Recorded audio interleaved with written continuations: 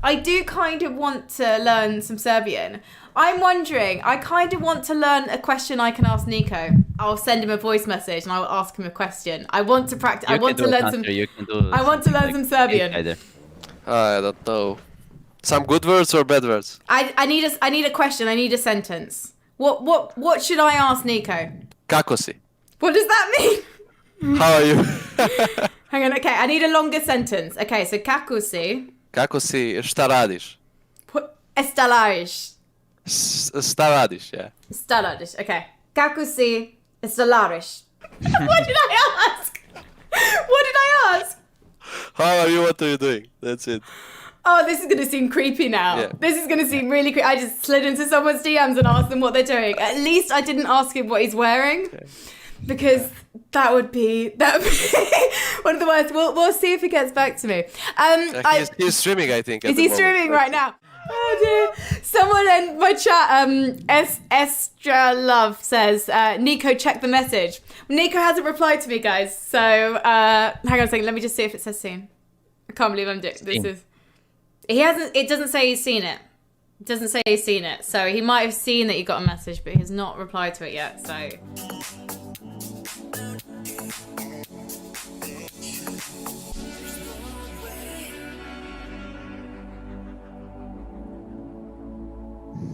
I got a response, guys. Ha ha ha ha ha! That was close. The last part the last part wasn't that great. Yeah, exactly. It's hard. It's really hard to say this. Okay, I need one more thing to reply. What should I reply? I'm upset.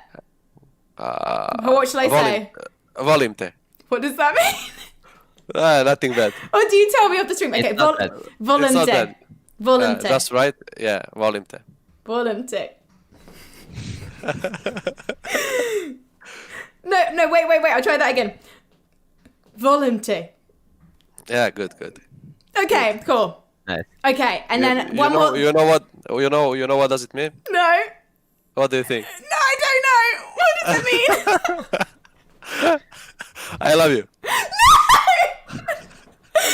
Can you blame Hunter for that, please? That was a dumb night.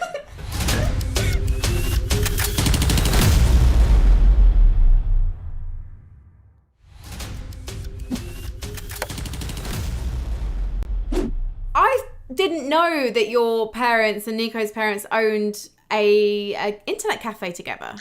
Yeah, not together. They had like different ones, but that's one of the reasons why we started to play CS and like why we started to play, because like they understand everything from the beginning. They support us. They knew it was nothing really bad, like other parents thinking you are sitting in front of PC, you are playing video games whole day. It wasn't a case like for me and Nico, we always had support and everything was fine.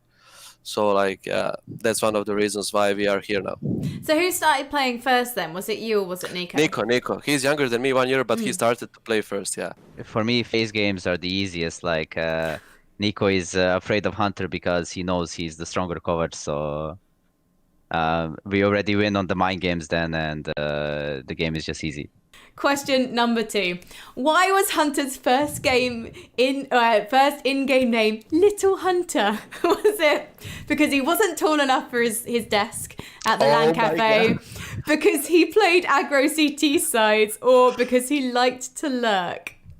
I just want to say I will say A because I love this answer.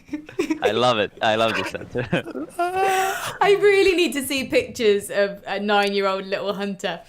Oh, really? I have it somewhere, but I will find it. I will find it. I will send it to you. I would love that. Thank you.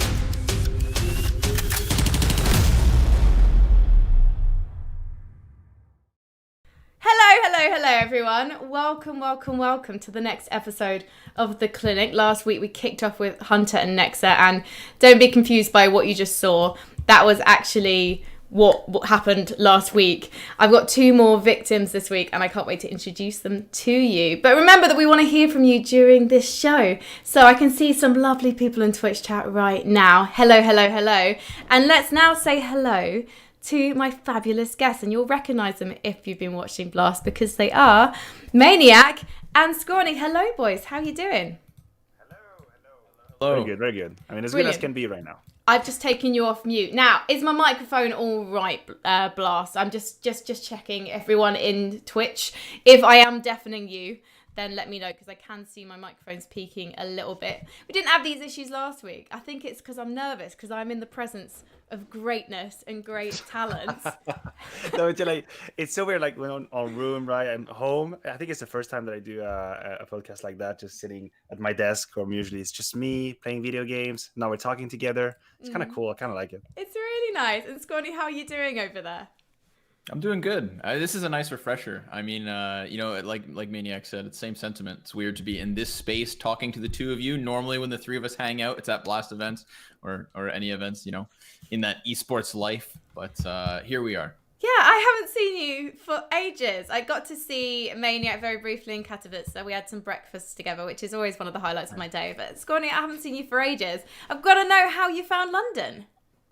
London was awesome. I had a blast. No pun intended, actually.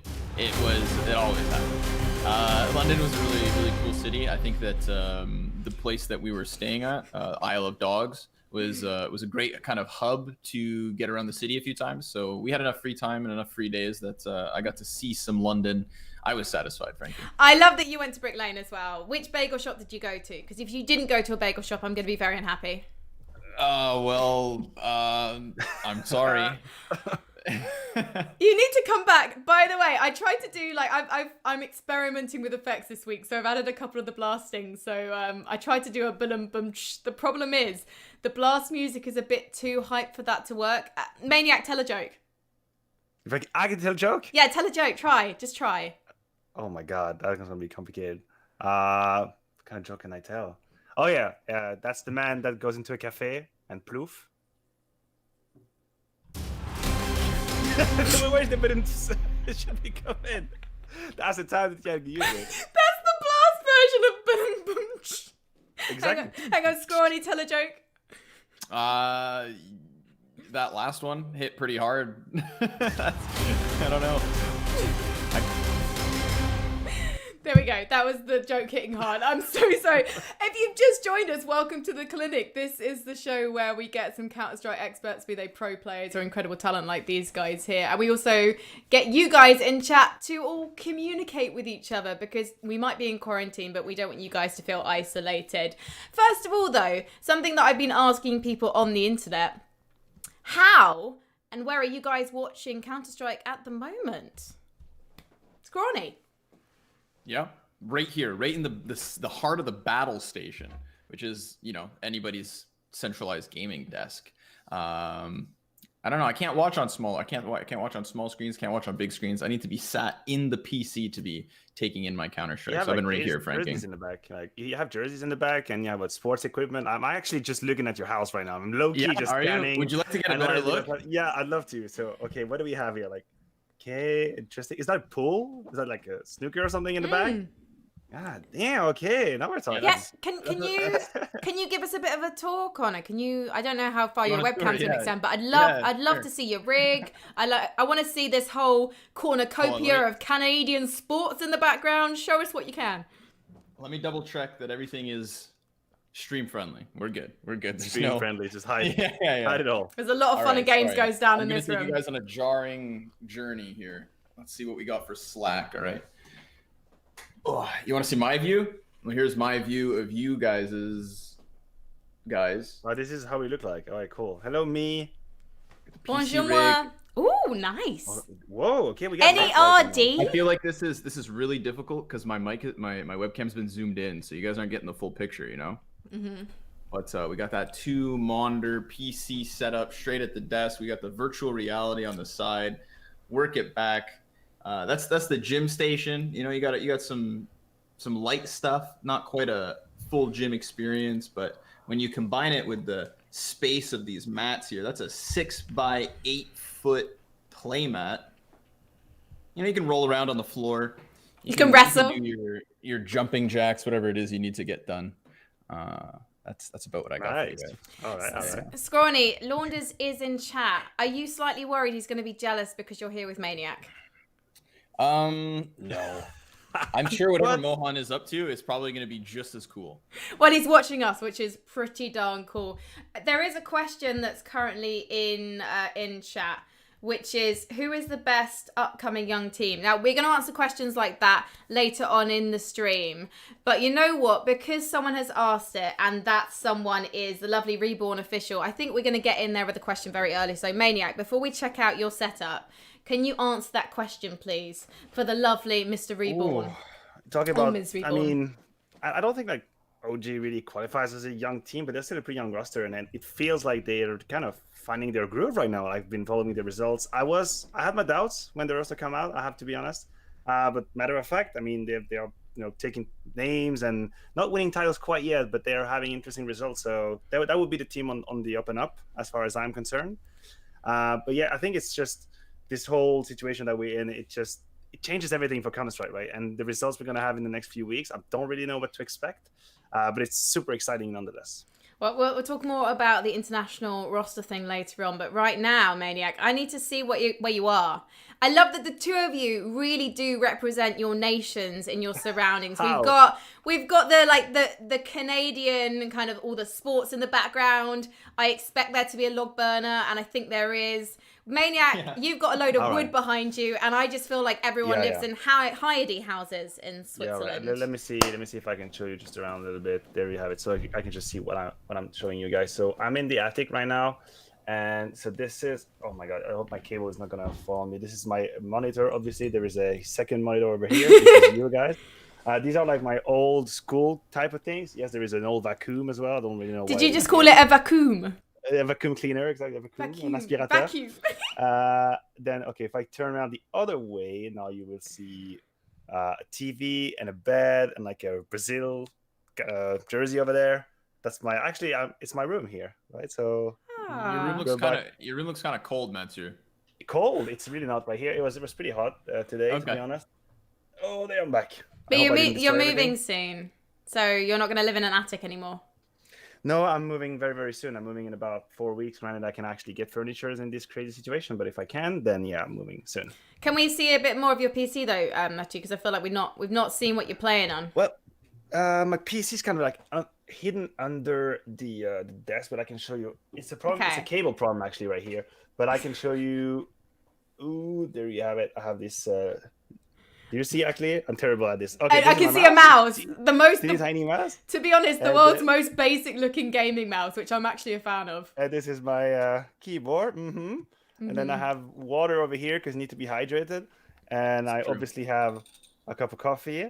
And I also have something that's very Swiss. You gotta see, which is I have a cup filled with money. That's really why. The only thing that can make that more Swiss is if the cup was made out of chocolate. Exactly. So there you have it. Well, thank you so much to everyone in chat for coming. Now, we are going to take your questions later in the show, and we want to hear your dilemmas too, because Scrawny is one of the most contented men I've ever met, and Maniac has got a degree in psychology. So these two are absolute experts. Me, I'm just old, and I'm a woman, which means that maybe I've got some insight. I don't know, to be perfectly honest. Now, before we get into talking about your music choices, because you guys have generously donated some tracks to our quarantine playlist, and they were so interesting. They told me a lot about you both. I want to ask you some quickfire questions, and I'm going to ask these questions to both of you, okay? So we're going to go from left to right. So we're going to go Scrawny and then Maniac. Okay, sorry, Scrawny, I'm landing you in the deep end. So, Let's do it. JW using the R8 revolver in EPL, yay or nay? Yay. Yeah, for sure. 100 times yes. More of that, please. 3 more? Yeah. Okay. You gotta be creative.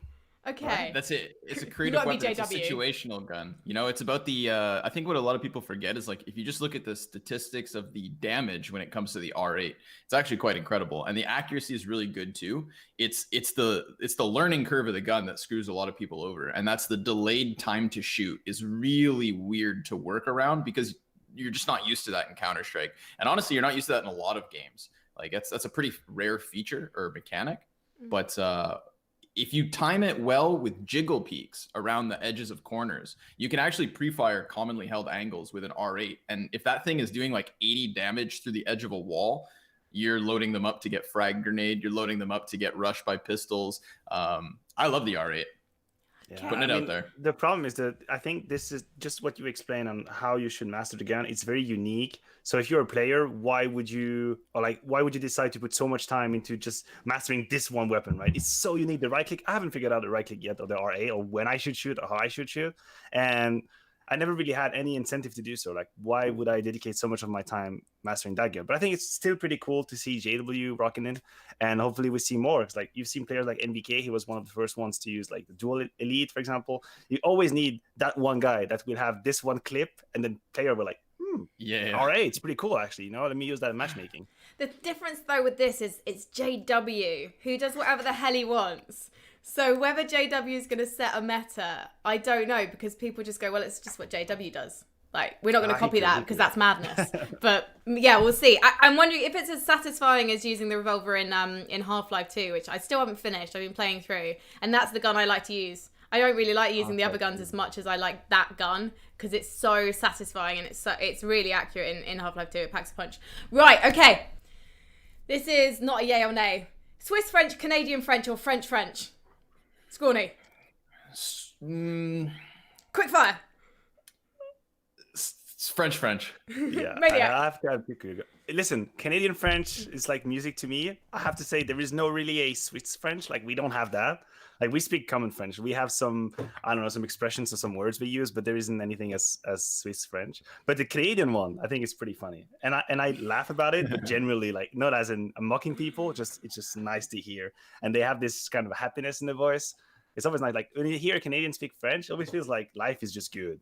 Like the way they talk is just having a good time. And I kind of like that. Ties or cravats? Ties. Yeah, ties. G2 or mouse? G2. Mouse. Oh, G or mouse? Mouse. Okay, so we got mouse fans. Who is the better in-game leader, Alexi B or MBK? Alexi B. Yeah, Alexi B. NBK is situational. Poutine or chips and gravy? Jesus Christ, I thought you asked Putin, like the Russian president. I was like, where's this question going? Oh my God. Yeah. Where are we going with this? Poutine or Merkel? Poutine or chips and gravy? Yeah, Putin. Yeah, I'm gonna say the second one because I don't think I've ever had poutine in my life. I should probably fix that. I'm adding a second. Doner or donair? Donair. Donair. Yeah, sounds better. And Valorant, yay or nay? Yeah. Yay. I haven't played it though. Scrawny, why haven't you played it yet? Well, you gotta be on. You need someone to hook you up. I don't want to sound pretentious, but like I'm just not a beta guy. Like when something comes out, when it's fully released, okay, I'll play your game. But like I'm not gonna like try to jump in other people's streams to get a key to try a game. It's like it's coming, and I've got things to do until it does. But once it does, yeah, definitely a. Your talent, you should be able to pull some strings somewhere. I think you're going to like it. Also, I have to say, I know what you're talking about is like access and stuff, but it doesn't play like it's an alpha. Well, when we played it was alpha. It didn't feel like an alpha. It's definitely polished. I do kind of want to get your thoughts, Maniac. I know you're going to be playing it, and actually, it's going to be tested on the stream on this channel itself, Blast TV, later in the week. They're gonna Blast is gonna be streaming first impressions of Valorant on this channel from Wednesday to Friday. So maybe me and you could actually play on Blast as well, Maniac, if you've got time. Sure. I mean, the game got me really hyped, right? So don't really start me with that because I could talk for about 5 hours about the game. But yeah, as you said, I think the alpha was pretty polished already. It was very easy to have fun. We met some really great people during that all-night bootcamp, which was great. But definitely, we can play together later in the week. I'm going to be playing a lot during the next few days. Are you going to be playing with Ocelot, with Carlos from G2? Why not? Hell, Okay. if the invitation comes, yeah, sure. I've heard he's putting together a team, but he says that they're tryhards and Just making sure my contract is not visible on the webcam. Just tell me if you can. I just need to. I don't think I'm good enough. If anyone else has got any thoughts on Valorant in our chat, then do let us know. We're not just talking about the current CS scene. We can kind of talk about anything that you want us to. So keep those questions coming in chat. But right now, it's all about the music. I'm going to rethink the music for this part of the show. This is the part of the show where we talk about your playlist tracks, and I've already made a technical error, so I'm just going to sort that out. No one saw that. It's absolutely fine. So I'm going to start off, first of all, with your gym tracks. So pardon me for 1 second. I've got all the flipping windows open here. It's a very DIY show. It's classic content creation, like they would have made it back in like 2007 had all these things existed, which they didn't. As you can see there, I just lost your cameras and everything. But now I'm back. But you're back. You're back. Yeah. What's happened to Launders? Oh, he's back. He's back. It's absolutely fine. Not Launders. I'm so sorry. Where's your screen gone? Hang on. He's just disappeared. He has just disappeared. Which is very unfortunate. I'll try rejoining. I still see you on the link though. I see you. Yeah. Wait, yeah. So why what's do we now only see happened? my right I ear know. right now? You know what I'm gonna do, ladies and gents? I'm just gonna sort out the cameras because for some reason Connor's camera has just gone a little bit crazy. So yeah, we're gonna sort that out right now. I'm just gonna this is the thing about doing a camera show. Oh my god. It's really it's really gone a bit crazy for you, mate. And it's not your fault at all. It is all mine. So as you were, everyone in chat, Maniac, people can only see me and you right now. So why don't you talk us through your playlist? So your gym track first, MC Fiote, J Balvin and Stefflon Dom, Bum Bum Tam Tam, which I know because I danced to it on Just Dance. So tell us why you absolutely adore this song and why it gets you going in the gym.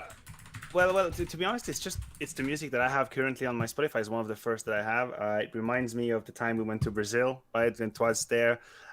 Always had that music when we were going out, and it's just I'm kind of a fan of Latino type music, like Brazilian funk, reggaeton, that kind of music, and it gets me going. I think the vibe is pretty cool. It's like a very happy type of clip as well, and it's just the way people dance, stuff like that. It makes me feel like I want to do the same. So I'm trying to get in shape, trying to be back in the control of my own body. So yeah, the Latino type music, boom boom tam tam. It's pretty much what I'm listening right now. As you can see, he's back.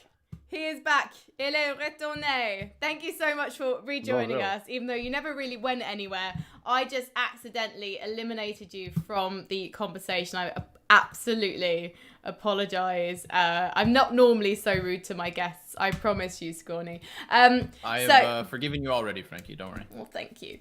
Your gym track is probably one of my favorite tracks now on this playlist, Connor. Please tell chat what your gym track is. I believe that I went with, hold on. It was a David Hasselhoff single. One of his best. Yeah. It's True Survivor from Kung Fury by David Hasselhoff. This is a sick track because it's got that like 70s electro vibe to it, but then also this 80s rock. Plus, if you watch the music video, it's a piece from Kung Fury, which is just so incredibly over the top. And there's just something about this aggressive electro David Hasselhoff voiceover that really kind of gets you in the heart, gets you in the soul. If I'm not working out to EDM and just like upbeat type dance music, then I gotta rely on my boy David to kind of get me through the day. What exercise is the perfect accompaniment to this track? Is it like a squat number? Yeah. Getting on the squat rack, bench press, the big ones, the big three, the deadlift, the squat, and the bench press. That's what I put David for. Do you have that at home? Could you do that at home? I do have. I've got a bench press over here. Oh my! All right. Yeah. I don't have. I mean, I can put it over my shoulders and squat it, but I don't have a rack, so I've got to be a little careful with the heavy weights. And but yeah, man, I'm all right down here. I would say we'd spot for you live on stream, but I just think there may be some latency issues and it might be a little bit against health and safety, Scrawny. So you've been spared. I'd hate to maim myself live on stream. Would you ever consider doing some workout content though? Because of course we have Banks Fit as part of the last sessions, and there have been a few other personalities and players who've been doing their workout tips online. Yeah, I mean, I could do some workout. I don't know if I would just do like a full-blown workout back there. I think that there are more qualified professionals with better content in terms of exercise than me. But I'm always down to join in and kind of get the hearts pumping if anybody needs a little. I'm more of a hype man, you know. Like you can do like MC Scrawny as we're doing the workout. Yeah. 1 and 2 and 3 and 4. You know. I think that we should definitely have that on Blast sessions in the future. Please, can we do that? We can have like Minecraft Mania. Have you seen Pimp stream? Pimp is incredible at hyping up his chat by basically doing a load of press ups and then jumping on and getting a pistolos. It's absolutely ridiculous, and I don't know how he does the energy. Like I do profess like I like some exercise, but I don't know if I could do it on stream. Like Maniac, do you ever see yourself doing a workout online? I mean, I just have a yoga mat. That's about it in terms of equipment. So I can do some stuff. That's not going to be too great, too fancy. It's going to be pretty limited. And I also, as you could see, I don't really have much space. So I try to do it in my room, and it's really not going so great. So I don't think I'm the best person to have like an online workout. I think the best person has to be perfectly honest, I think it's got to be Mr. OJ Borg. Mr. OJ Borg will make you work out whether you want to or not. He's very demanding. So it made me go to the gym in Katowice, even though I really, really didn't want to. And I did exercises I've never done before, like throwing those rope things, which for me, like, I feel like I've got upper body strength, or at least I used to before social isolation. But doing the ropes in front of everyone, I was just like, I couldn't. It's really, really hard. Like, it's terribly hard to do this rope thingies. I don't go anywhere near that. Yeah. Well, let's move on to your sort of your pre-match kind of hype tracks. Like if you're going into a LAN, or say you're going into some competitive games online or something like that, maybe a show match, this is the track that you would listen to. I want to come to you first, Scrawny. Talk to me about Anxiety by Frank Carter and the Rattlesnakes. Right, yeah. So this is a song that I actually picked up off of a playlist by either or both Henry G and Machine. I remember hearing this in a green room once. I believe it was Blast Copenhagen 2018 or something along those lines. And it's a good song, I think, to kind of just get the pressure off of a moment for me. I think right before, so when you asked like, what's your pre-match song? I took it as a commentator, right? And I'm thinking, what song pumps me up, or like what song gets me in the right headspace to cast a very important game? And anytime I've got like a really big match, or like I kind of feel the gravity of a moment professionally, I like to listen to that song, because I find that when I'm going into big casts, I am incredibly anxious. Like I'm a pretty anxious person. I have it under control with smiles and laughs, and like I know how to get myself out of those ruts.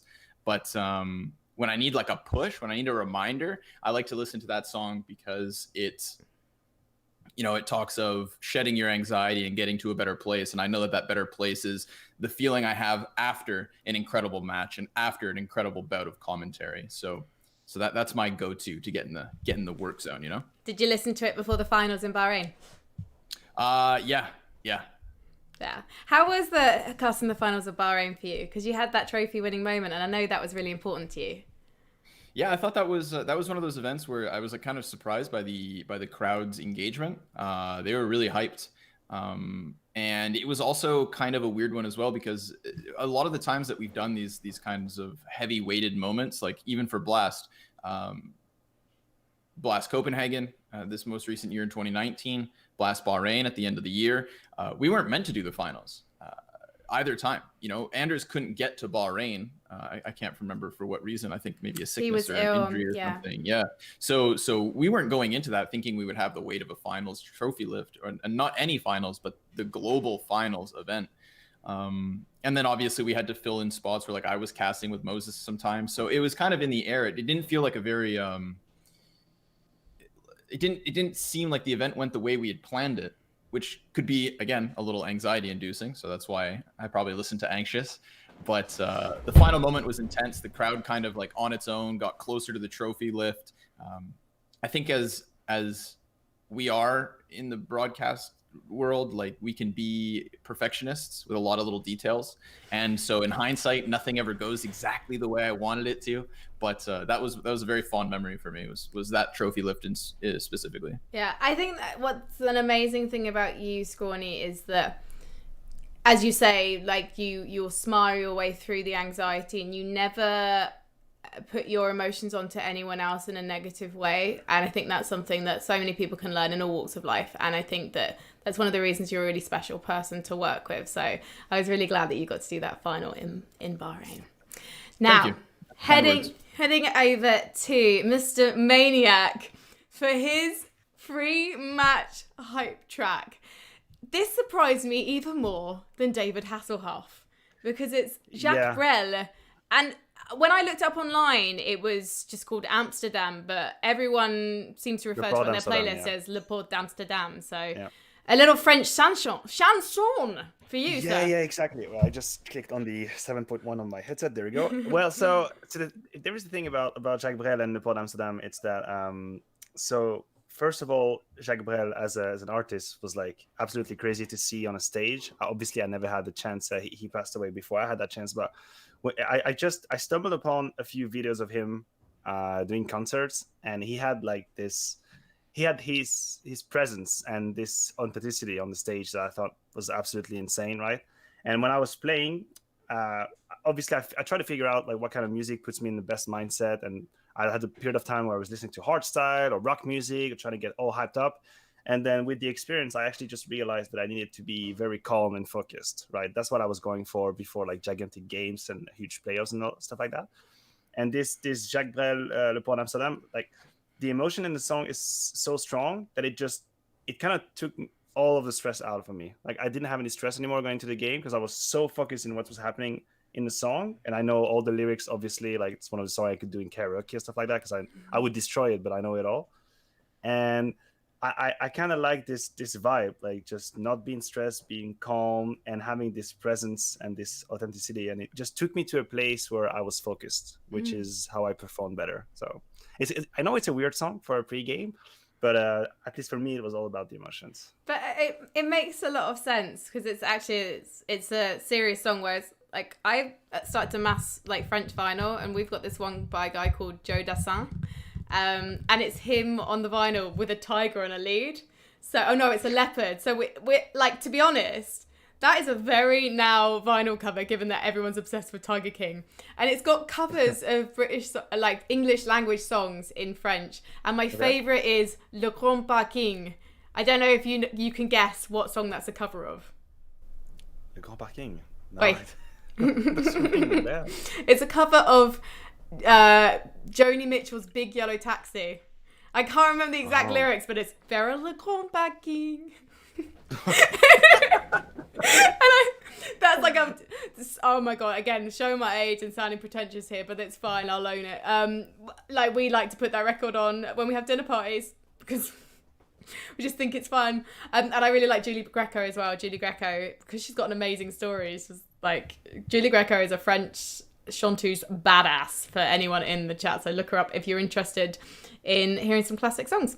Right, finally, we've got our wild card track, and given that we've just been speaking about French music, we'll come to you first, Scrawny. Why have you picked this song, and what the hell is it? Yeah, Ça va by Émile Bilodeau. It's a French-Canadian artist about my age. So I chose him just because he's from my province. He's from a similar place in Canada. And I like this track just because it's kind of all encompassing. You can listen to it in a lot of different moods, right? I'm the kind of person who listens to music when I'm in a certain mood. Like, I have songs that I'll go to kind of bask in that emotion with somebody who I think was expressing a similar emotion when they created a song. I think that's a beautiful part of music. And so his song Ça va is about it's about the highway of life, how life itself is a road that ultimately ends at heaven's gates. We're all heading that direction, whether, we can't stop it. We just move forward. And like throughout the song, he encounters different people. God tries to offer him a ride in his car. A badass motorcyclist who's lost everything in life says, listen, we could take this ride way faster if you just jump on the back. But ça va is just a classic way of being like, it's how you ask someone how they're doing. So when you say ça va, it's just like, yeah, it's all good. And that's kind of his motto in this song, is like, it's anytime he's offered a fast route or a shortcut through life, he just keeps saying, no, it's all right. I'm going to walk. Everybody wants him to take a faster road, and he's just going to walk. He's going to play it out as it goes, enjoy the pace, even though sometimes things will suck. that expression, "This too shall pass," is kind of a mantra for that song, where it's like, you're gonna get through it. We're all gonna get through it. I think it kind of applies to our situation and the world situation right now. So that's why I picked that one. It's perfect for the playlist. Thank you. And finally, Maniac, your final track for the playlist. That was an amazing reason. How am I supposed to follow on that? That was like an amazing reason. I want to listen to that song. No, listen, I just went for the new Usher song because I fell on that song. Just sometimes I have this period of time where I just click on YouTube videos and I just go on a journey and I just see where it takes me, right? And then I found this I have this new Usher song, right? And Usher for me is like when I'm 15-year-old and it's like, yay, 2005, we're in the club, we're making the moves. And now I see Usher again and I'm like, wow, all right, he's had a song. And then I click on it and he's got his dances. I feel like I'm back in my teenager years. Like the song is pretty cool. It's very chill. The voice is always going to be Usher's, obviously. He has that very, very unique, I want to say, voice. But like he has his moves and I just feel like I'm back in the teenage year. And the clip is pretty cool. Like everyone is dancing, everyone's having a good time. So yeah, it's the song that the way I work with music is that I have a song and I will listen to it until I don't want to listen to it anymore. But I'm still midway through it right now. Like I'm at listening number 507. And at some point I'm gonna have enough. But I'm still not there quite yet. So that's my repeat song right now. You just asked it to marry you in terms of relationship status. What is that? You've just got to the point where you get married, and now comes the Hopefully honeymoon period post wedding, and then it's all downhill. That is such a sad way of looking at it. Like, yeah, you just got married now, so obviously this is all gonna go downhill from here. I mean, we're just the early stages of the relationship with that song. Let's put it this way. I'm sorry. I think I listen to sort of albums. I get lazy and I just go, I love this album. Like I put a song on the track from Dua Lipa, who, like, I knew her songs and things, but then I heard her new album. First track, halfway through it, I was like, I'm not sure about this. It's got some kind of speaky singing stuff. And then I started to listen to the singles and things, and I went, oh my God, this is great. So I started listening to it, and I listen to it when I'm working now. I listen to it like basically on repeat. I can't help myself. It's got like a kind of disco-y / but then kind of going into the 80s vibe as well. And I'm a big 80s person. You have that with songs sometimes. Like I will have that at first listen. I'll be like, and then for some reason I'd listen to it twice, and like, hold on, and then 3 times, like, oh, hold on, and then you listen sometime, and it's amazing. Like, oh my God, what was I missing? You have that because it happens to me quite a lot. Like, I don't like a song, and then after 10 times, I love it. Yeah, absolutely. There are certain songs I get scared about, like getting fed up with a song, but like for me, like we were talking about the song that you play before you go into a cast con, like. I love The Best by Self Esteem, who's a solo artist who used to be in a folk duo called Slow Club. And I listen to that song so much, it always gets me feeling like, yeah, but no one else in the green room knows it. So I'm like, I can't make anyone put this on, even though I definitely tried maybe back in like Madrid or something. But that was my song of last year. That came with me to like every country, to every event, like it was there. And so I think I'll always think about that song in a fond way, shall we say, just because it was there. Boys, are you ready to get competitive? Oh, a little bit. Right, what are we talking about here? That means I have the advantage because he's not ready yet. Yeah, exactly. I have no idea what we're talking about. So okay, fill me in, please. Well, luckily, Scrawny, the first question is for you, and it's about Maniac, because this is facts. This is the quiz part of the show where we find out how well you guys know each other, or how well you can make assumptions about each other, because I don't know if you're going to know this information. And I'd love people in chat to play along as well. Chat, I know that we've slightly neglected you. I'm so sorry. We went off on one about music. So if you want to share any music, say you've got a track you think should be on the quarantine playlist, do let us know. And actually, before we go into the quiz, E-Turk says, how do you feel when you're casting Blast Lisbon? So I guess that's for you, Scrawny. Blast Lisbon was one of those surprise events to me where it's like I knew going into Portugal that we were probably going to have like a decent turnout, but nobody knew if it was going to be popping off, because just before the Blast event, I think a month or two, they had that like Mocha XL. So whatever, like an event that previewed it, and the only like real notable team that went was MIBR. But we got all these video clips that came out of that weekend where that event wasn't the bigger of the two on the same weekend, but there was still a lot of crowd hype. And like, I think people were surprised. So we were just fingers crossed that Blast was going to be able to replicate that. And wow, did they ever. Like, I mean, the crowd was phenomenal in Lisbon. And I think that the local talent as well did a fantastic job. The guy who was hyping, like I wish this is one of those moments where I wish I had his name, properly plug the guy. But the stage host, the Portuguese stage host, was phenomenal, and I think some of the best clips of crowd hype that came out of Blast in all of that year came from Portugal and came from Lisbon. Now, I'm just really quickly, I just want to grab something. I want to pull this into the chat right now, because I send you guys a Q&A so I can build all the questions, obviously, and to be able to find out a bit more about you and just kind of, you know, find some things out, like, so we can share it with the audience. And someone has just sent me from the lovely Blast team, I believe it was a fabulous Frederica. She's sent me something that I feel like we should definitely have a look at right now. The problem is I can't flip and find it, which I'm very annoyed about. It's literally the bane of my life is trying to get this show going, but I'm going to. I am going to. Hang on. Bear with me. Let me just look at where I saved it. Oh God.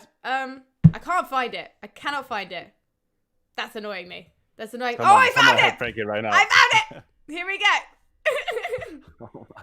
Look at this. Look at this. I knew that was coming. I knew this was coming. Like Of I knew course it. you knew. I could hear it coming. This is me, dude. Turning the table in the full club. So on my screen, I've got like Frankie's cam in a small one, so I don't really see it. I thought that was Alexi B for a second, turning DJ. Yeah. That's you, Matthew. I love the vest. Yes. So the story behind was when I was doing my bachelor studies in Lausanne, in Switzerland. There was obviously many clubs. Nightlife is pretty cool. My cousin was a resident DJ in one of these clubs, and we would go to his apartment. We turned the tables a little bit, and I got a hang of it, and I kind of liked it. Obviously, the rhythm, like I live and I breathe music all day, every day. So he introduced me to his boss, and then I did a few nights there, and then they hired me as a resident. So basically, I used to do like a few nights here and there in the month. So that's me in one of these clubs called Mika Club in Lausanne. That's not a club anymore. They changed. And that's pretty much how I paid the bill when I was in study, more or less. And I had a really good time. Two things I love about this photo. One, there is like Windex or like cleaning solution in the background. Yes, there is. I don't exactly know why. I don't know what's the story with that, honestly. DJ Fresh. And the second thing I really love is I swear I've seen you wear that waistcoat on camera. Really? No, I'm joking. But it does feel like the gentleman style was there from the outset. Yeah, that's really a big mistake. Like in terms of style, the T-shirt with the thingy, that's a mistake. I really shouldn't have done that. But you know what? It's okay. I was young. I didn't know better. So I'm gonna give that to me. It's so good. But definitely mistakes were made. And I had this. I had the haircut. So obviously now it's all short in the back. But I had the whole thing in the back, like with the flow. It's very short. Yeah, exactly. I had it all. Like it would take me about 10 to 15 minutes to get ready. Oh my. But I don't regret anything. I stand by it. It totally took you longer than 15 minutes to get ready. I don't believe that for a second. The lovely Dualism has returned and says, why do CSGO events keep bringing in crap musical acts when we could have a DJ Maniac? I don't know. I've been asking myself the same question, but at the same time, I don't know if I want the mega pressure of, mixing in on the after party or stuff like that, because if it doesn't go well, then I'm not going to show my face anymore. But you know what? I would actually love to do that. I would love, like, once this whole situation is past and we can all have offline events and have a good time again together, when we have like these after parties, I'd love to just plug in for 20-25 minutes and just have a set like all times, because I still do that, and I still have some turntables over there. Obviously you can't see them, but I still know how to do it. It's like bicycle, like, but once you know how to do it, you never forget. I love that so much. Sorry, Connor. I had this thought where I was like, what if instead of these acts that come into events, what if talent, broadcast talent, had to suddenly come up with a halftime show? Like, which of us would, I was thinking to myself, like, what if we had to do some sort of like ridiculous talent show? Who would actually perform? Like, who do you guys think would step up? I always thought, like, what if I choreographed a dance number and brought in some, like, you know what I mean? Like, what, especially with Blast, who had like throughout 2019 had the casters at the tip of the stage. I remember in Copenhagen we had a show come in, and like the rapper was doing his thing on stage above us in between maps. And I thought to myself, like, man, what if we just started busting a move on the tip of the stage here? What if we just started some kind of dance party at the front of the crowd? Like, I thought it'd be a great idea, but then I also realized it could go horribly wrong. Yeah. Oh my God. I think I would follow you for that, bro. like Vince is a really good bass player. So I always, he's made that joke where it's like, oh, they're gonna start a band, like him and Bleh, and I think some of the Aussie casters have some musical talent, and it just makes me think about like who actually has talents worth showing off that we just don't know about. Well, we know that you can beatbox. So I was gonna say Scrawny Yeah, and you can Lorda's beatbox for magic sure. show, but you can beatbox. A little bit. I think we should have a dance, like, because also Scrawny is a very good dancer. Like, people don't know that, but at the after party, he always lights up the dance floor. So with the right music and maybe a couple of shots before that, just to get the urge off. Then yeah, maybe I could see like a dance. Okay, we dance make move. so this is And what like we a do. The guitar. next show,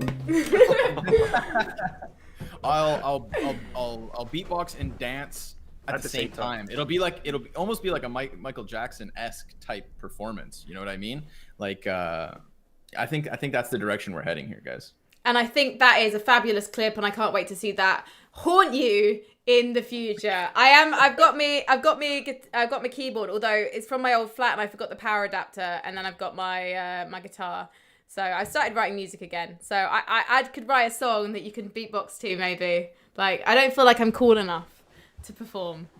But I don't either, so we've got that in common. You know what I really like? We could be called the uncool kids. I really like that the conversation is going on while my picture as a DJ is there, and it's probably gonna stay there for like the whole. You know what? I am Every time I turn around, I tempted see to. it. I am kind of tempted to do that now you've said that, because that's a great idea. But we do need to get on with the quiz, so I'm going to roll that music.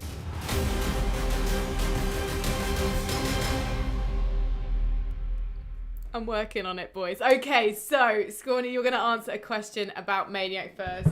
I need to keep tabs on this because I need to see where we're at. Magnus, I see that question. I love that question, and hopefully someone from Blast will remind me of that question, because I'm going to ask it in a bit, because I want to start the quiz, but I might get a chance to ask that question in a bit. But first of all, right, let's get to the first question. This is for Scrawny. Okay, which family member introduced Maniac to CS? Was it A, his dad, B, his brother, or C, his cousin? And let's see some answers in Twitch chat as well, please. I'm gonna give these guys a chance to answer in Twitch chat, because it's an easy answer. It's actually C, his cousin. 20 years ago. CS beta 6.5. That is absolutely correct. How do you Nailed know it. this? It's in his retirement announcement. Did you do research? How do you? What's the last time you read my retirement announcement? That was like 2 years ago. So there's a question that you had asked us, Frankie, in the prep for this, which was like, what were your first impressions of Maniac? And nowadays I can never shake this.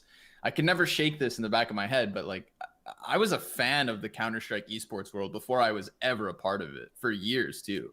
I started watching CS in like 2014. I didn't start casting myself until like 2016, late 2016. So for that first 2 years, I kind of idolized a lot of people, and I remember watching Maniac retire, and being a little bit taken aback by his professionalism when he left. So I remembered that announcement, and then I went and looked at it today, and I thought I'd have a leg up in a quiz segment. That's a good move. You know what? Smoked. I love how serious you're taking this. The question is Maniac taking it as seriously as you are? Because here's Scrawny's first question for you, Maniac. Which game did Scrawny play before CSGO? A, Call of Duty Advanced Warfare, B, Titanfall, or C, Battlefield 4? And actually, hang on a second. If anyone in chat wants to answer right now. Yeah, just if And anyone you in can? chat wants to Just answer give me right a now, few I'm definitely seconds. not looking at it. So Okay, right, guys, feel Maniac. free to- Give me a... No, somehow I feel like I remember Scrawny talking about Call of Duty, but I might be completely wrong. What is your... Launders is saying A. all of the above. Magnus is saying A. You're saying I said A. Okay. Scrawny, what was the It's correct Battlefield answer? 4. No. Yeah. You never played Call of Duty?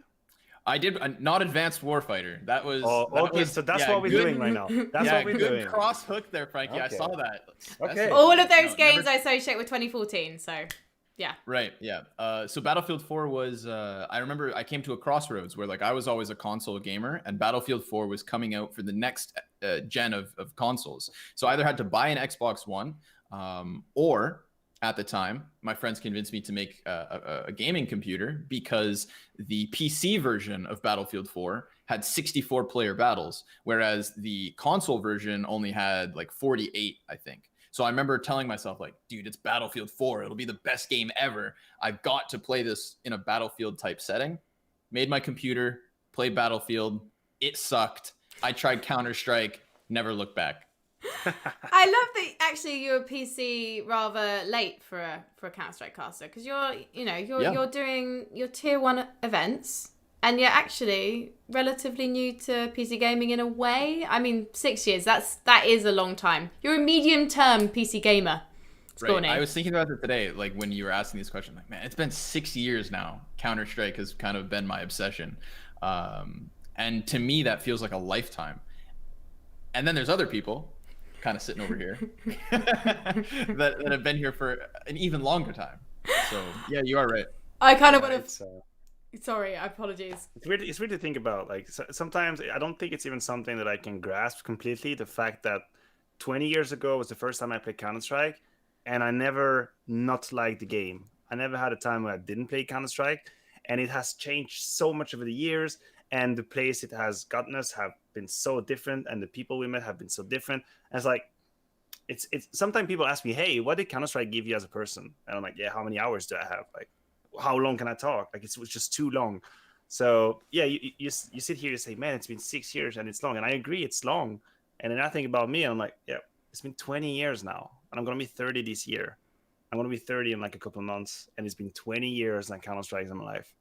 I don't know if it's either a good thing or it's a very terrible thing. I think it's rather a good thing. But it's like, it's so mind-blowing to me that it's been so long that this game is around. Yeah. I feel jealous that I wasn't in it sooner. My 2-year anniversary of doing CS events is May. So it was May 2018 when I did my first one, which no one watched. So it's fine. It's fine. No one got to see how bad I was. Okay, that's about me. Sorry, what? You're saying your first CS event. Wasn't that with Tom and Hugo? It was with Tom Beers and Jackie in the UK. It was at something called the Gamdon Premiere with the old lineup of Vegas Squadron. Yeah, and then I did the Face It minor after that, which was like a really interesting experience. And that's where I first met Maniac. Me? Yeah, that's where we first met. Wasn't it? Hold on. Where did we first meet? Did we first meet at the Face It minor? That's where we first met. We were definitely at the Face It minor. Yeah, that's where we first met. Was that okay? I think unless we met at a Twitch event before, but the first time we worked together was the Face It minor. Do you feel like you've known me for a lifetime? That's what I was gonna say. I feel too like many hours of hanging me around together for too long. Like, I mean, it's been so long right now. Actually, maybe was it 2016? 2018. 2018. Yeah. Like, we actually haven't known each other for such a long time. No, I know. It feels the opposite. Because it was you, me, it was Pimp, and it was Vendetta on the desk, and you came later in the week, so you came partway through the week, and all three of you took such good care of me. I think we tend to spend a lot of time. We'll always have lunch and things like that on rehearsal day, you and me, or like have breakfast and things like that. So we do spend a bit of time together, which is lovely. I'm very lucky I get to hang out with you guys. Enough before I start getting emotional. Okay, so question number 2. This is about Maniac for Scrawny. And I do want to also say that Launders has popped into chat to say that Connor's a gamer and a liar. Scrawny, I see you in Twitch chat. Okay, do not cheat. Do not be looking at their answers. So which Limp Bizkit song inspired Maniac's first in-game name? Was it A, Rollin', B, Nookie, or C, Boiler? I'm going to go with C, Boiler. What, chat saying? Chat saying anything? Sorry, chat. I was like so happy he didn't get it. I like the Maniac's competitive side is slowly coming out. But I don't have any chance. Like, I'm not going to score any point. My only chance is that Scrawny gets everything wrong. That's my tactic. That's what I'm going for. Okay, reveal the answer then, please, Maniac. Yeah, is saying it B. was Rollin'. It was Rollin'. It was A. Super huge fan of the guitar, obviously, in that song. Like, just the beginning. Obviously, I'm not going to do the offense of miming it, but it's like the beginning of Rolling was so crazy that it was my first ever nickname. But then I very, very quickly switched to Maniac. So I think I was 11 and I picked Maniac, which I have no idea why. People always ask me, hey, why you called Maniac? I don't know. I do not know. I was too young. I don't know what it meant. I think I just like the sound of it. Like if I could listen to a song like Maniac, I don't know. I think it sounds pretty cool. I had no idea what it meant. I didn't even know like it was a potential disorder, like mental disorder. That was not what I was going for. But yeah, I was 11-year-old when I picked Maniac. Scrawny, were you a Limp Bizkit fan? Yeah, I can rage to some Limp Bizkit. Can you do the rolling dance? No. There you go. That's my attempt. I can bad. try. I used to have a massive poster of Fred Durst on my bedroom wall when I was all right. 13. Why? Why would I want to wake up opposite Fred Durst's face? Like, I've gone red. It's not just because this room's really hot. Oh, okay. I'm confessing way too much It makes you feel better, today. Frankie. I've always had a Miley Cyrus poster around. no, when I we're was a talking, teenager. yes. Yeah, that was my. Yeah. Miley I'm Cyrus just- is cool. Miley Cyrus. Which got that off Miley your chest, Cyrus? so- Which As Miley in, Cyrus? Yeah, exactly. What The do you one that where she was playing the was that Anna Hannah something, something? Montana. Hannah Montana, bro. Exactly, that's what I Yeah, thought. yeah. Yes. It was Hannah Okay. Montana. There's this young No, Connor. not at the time. Not at the time. No. I mean, I feel like I kind of fell in love with Miley Cyrus after the Hannah Montana. When Yeah. she like that transitioning phase, because I felt the same. We were like angsty teenagers at the time. We're wearing You know? wigs. I love where this show is going. Like, Yeah. Okay, Maniac, can you get this question right about Alright, cool. Scrawny? I'm focused. What was the name of Scrawny's first team? Was it A, the Mighty Clucks, B, Brawn Shooters, or C, the Concordia E Stingers? Honestly, I do not know, but I kind of hope it's the Mighty Clucks because I think it sounds great. I like the joke. So I kind of hope it's the Mighty Clucks. You're wrong. No, it would have Oh. been so great of a name. I was waiting Smoke. for chat, but you were so close to gleefully sorry. tell Maniac he got that wrong that they didn't have a chance to answer, but that's great. So I'm just having a look at chat real quickly though, because Magnus is a fan of Limp Bizkit, and Launda says, question for Maniac, will your moniker have an effect on business when you open up your first practice? I guess he means because of your psychology degree. Yeah. I mean, you know what? I might not use that. As crazy as it sounds, I might not. You actually go to people and say, "Hey, I'm Maniac. Welcome to therapy." That's not what I'm gonna do. But you know, it might be a way to go about it. You know, be like proud of like positive vibe about the problems you might have. But I don't think I'm gonna lean into that. I'm not gonna call myself Maniac if I ever work in therapy. But you know, Londers, I will hit you up for business ideas because I think like you got something going on. I think that could be a genius concept, calling it Dr. Maniac's therapy practice. We're all mad here. Sounds like a YouTube channel. Yeah. That could be a good Dr. Maniac. In quarantine, there you go. I feel like you should be doing this show. But enough of that before I talk myself out of a job. Because Scrawny, did you say what the right answer was? And rub it in Maniac's know. face there. Come on. Yeah, let me just snuff them out. It was the Concordia E-Stingers. So the only team that I would ever say I played on was like when I was watching Counter-Strike and then I wanted to get into playing it more and like I was kind of floating around CSGO seasons and whatnot. Well, we made a collegiate team at my university in Montreal. And I was the captain because I was also the in-game leader. So I put together a team with some friends and also some students we met through like the student body. And then we went to some local Montreal LAN events a couple of years in a row. And that's what it was. The sports team at Concordia are known as the Stingers, you know, all the football players and whatnot. So I thought we would be cool and be the E-Stingers. Yeah. Also, the I'm so lowercase disappointed e with would that story. tilt I red just eye. wanted it to be the Mighty Clucks. I just wanted it to be just. I don't know where that came from. If that's I your don't know, it's imagination, pretty cool. Frankie, then props to you. That's Yeah. pretty cool. That's pretty cool. Thank you. Okay then, Scrawny. Right. Get ready to answer a question about Maniac. According to Maniac, who has the worst in-game name in CS? Is it A, Le Prolo Maléfique, B, Être au taquet, or C, La Vache Tueuse? I'm La Vache Tueuse. You're saying C. What a chat saying. You might need to translate those ones for us. Let me just pop it back on stage. So we've got the evil leak.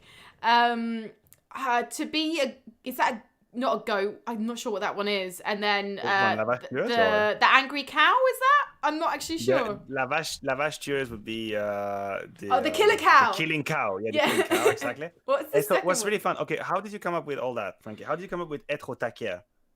Where does that come from? You're giving away the answer, but Connor's already 'cause- said C. Le Être Yeah, he already taquet. said it. He I already said can't it. remember. Is that correct? No, it's not. I can't Actually- remember. No, how I so- came so up with the- that one. J'oubliais. Because what's very very funny is that être au taquet is a very regional saying. Like where I come from, people would say, "Oh, je suis au taquet." It means like fully motivated, like fully loaded, fully ready. Yeah. Je suis au taquet. Je suis au taquet de Dieu. That's how they would sound where I come from. And so that's very funny that you actually know that. But yeah, the name is actually Poireau Maléfique, which means the evil. What's the name? What's the name of the It's like the that evil vegetable? leek. It's a leek. Yeah, exactly, the evil leak, right? And Poireau Maléfique used to be a player I played with in Counter-Strike Source and Chris Sev, and now he's an analyst for the CSGO French broadcast. So he still works in business, but now he's called PM because he learned from his mistake. He's not going to call himself Poireau Maléfique anymore. He's just PM. So no one knows, but I know. I know Poireau Maléfique is PM, and I will never let him forget about the choice he made for his nickname, the Evil League. If I ever meet him, I'm calling him that. I have to. I can't call him You have to. anything else. Dualism says C is a great name, TBH. I'm guessing Phoebe is Yeah, that's referring to the. I don't know if she's referring to the killer cow or she's referring to the mighty. I think that was The the mighty pink Clucks guy. was A, wasn't it? Yeah. So I think she's talking about the killer cow. Maybe I'll change my name to that. If I ever do Mystery Wingman, maybe that's going to be my name in game, and it's just going to be like a real Easter egg for anyone watching. I'll just be Lavash, the cow. La vache mystère. Okay, right.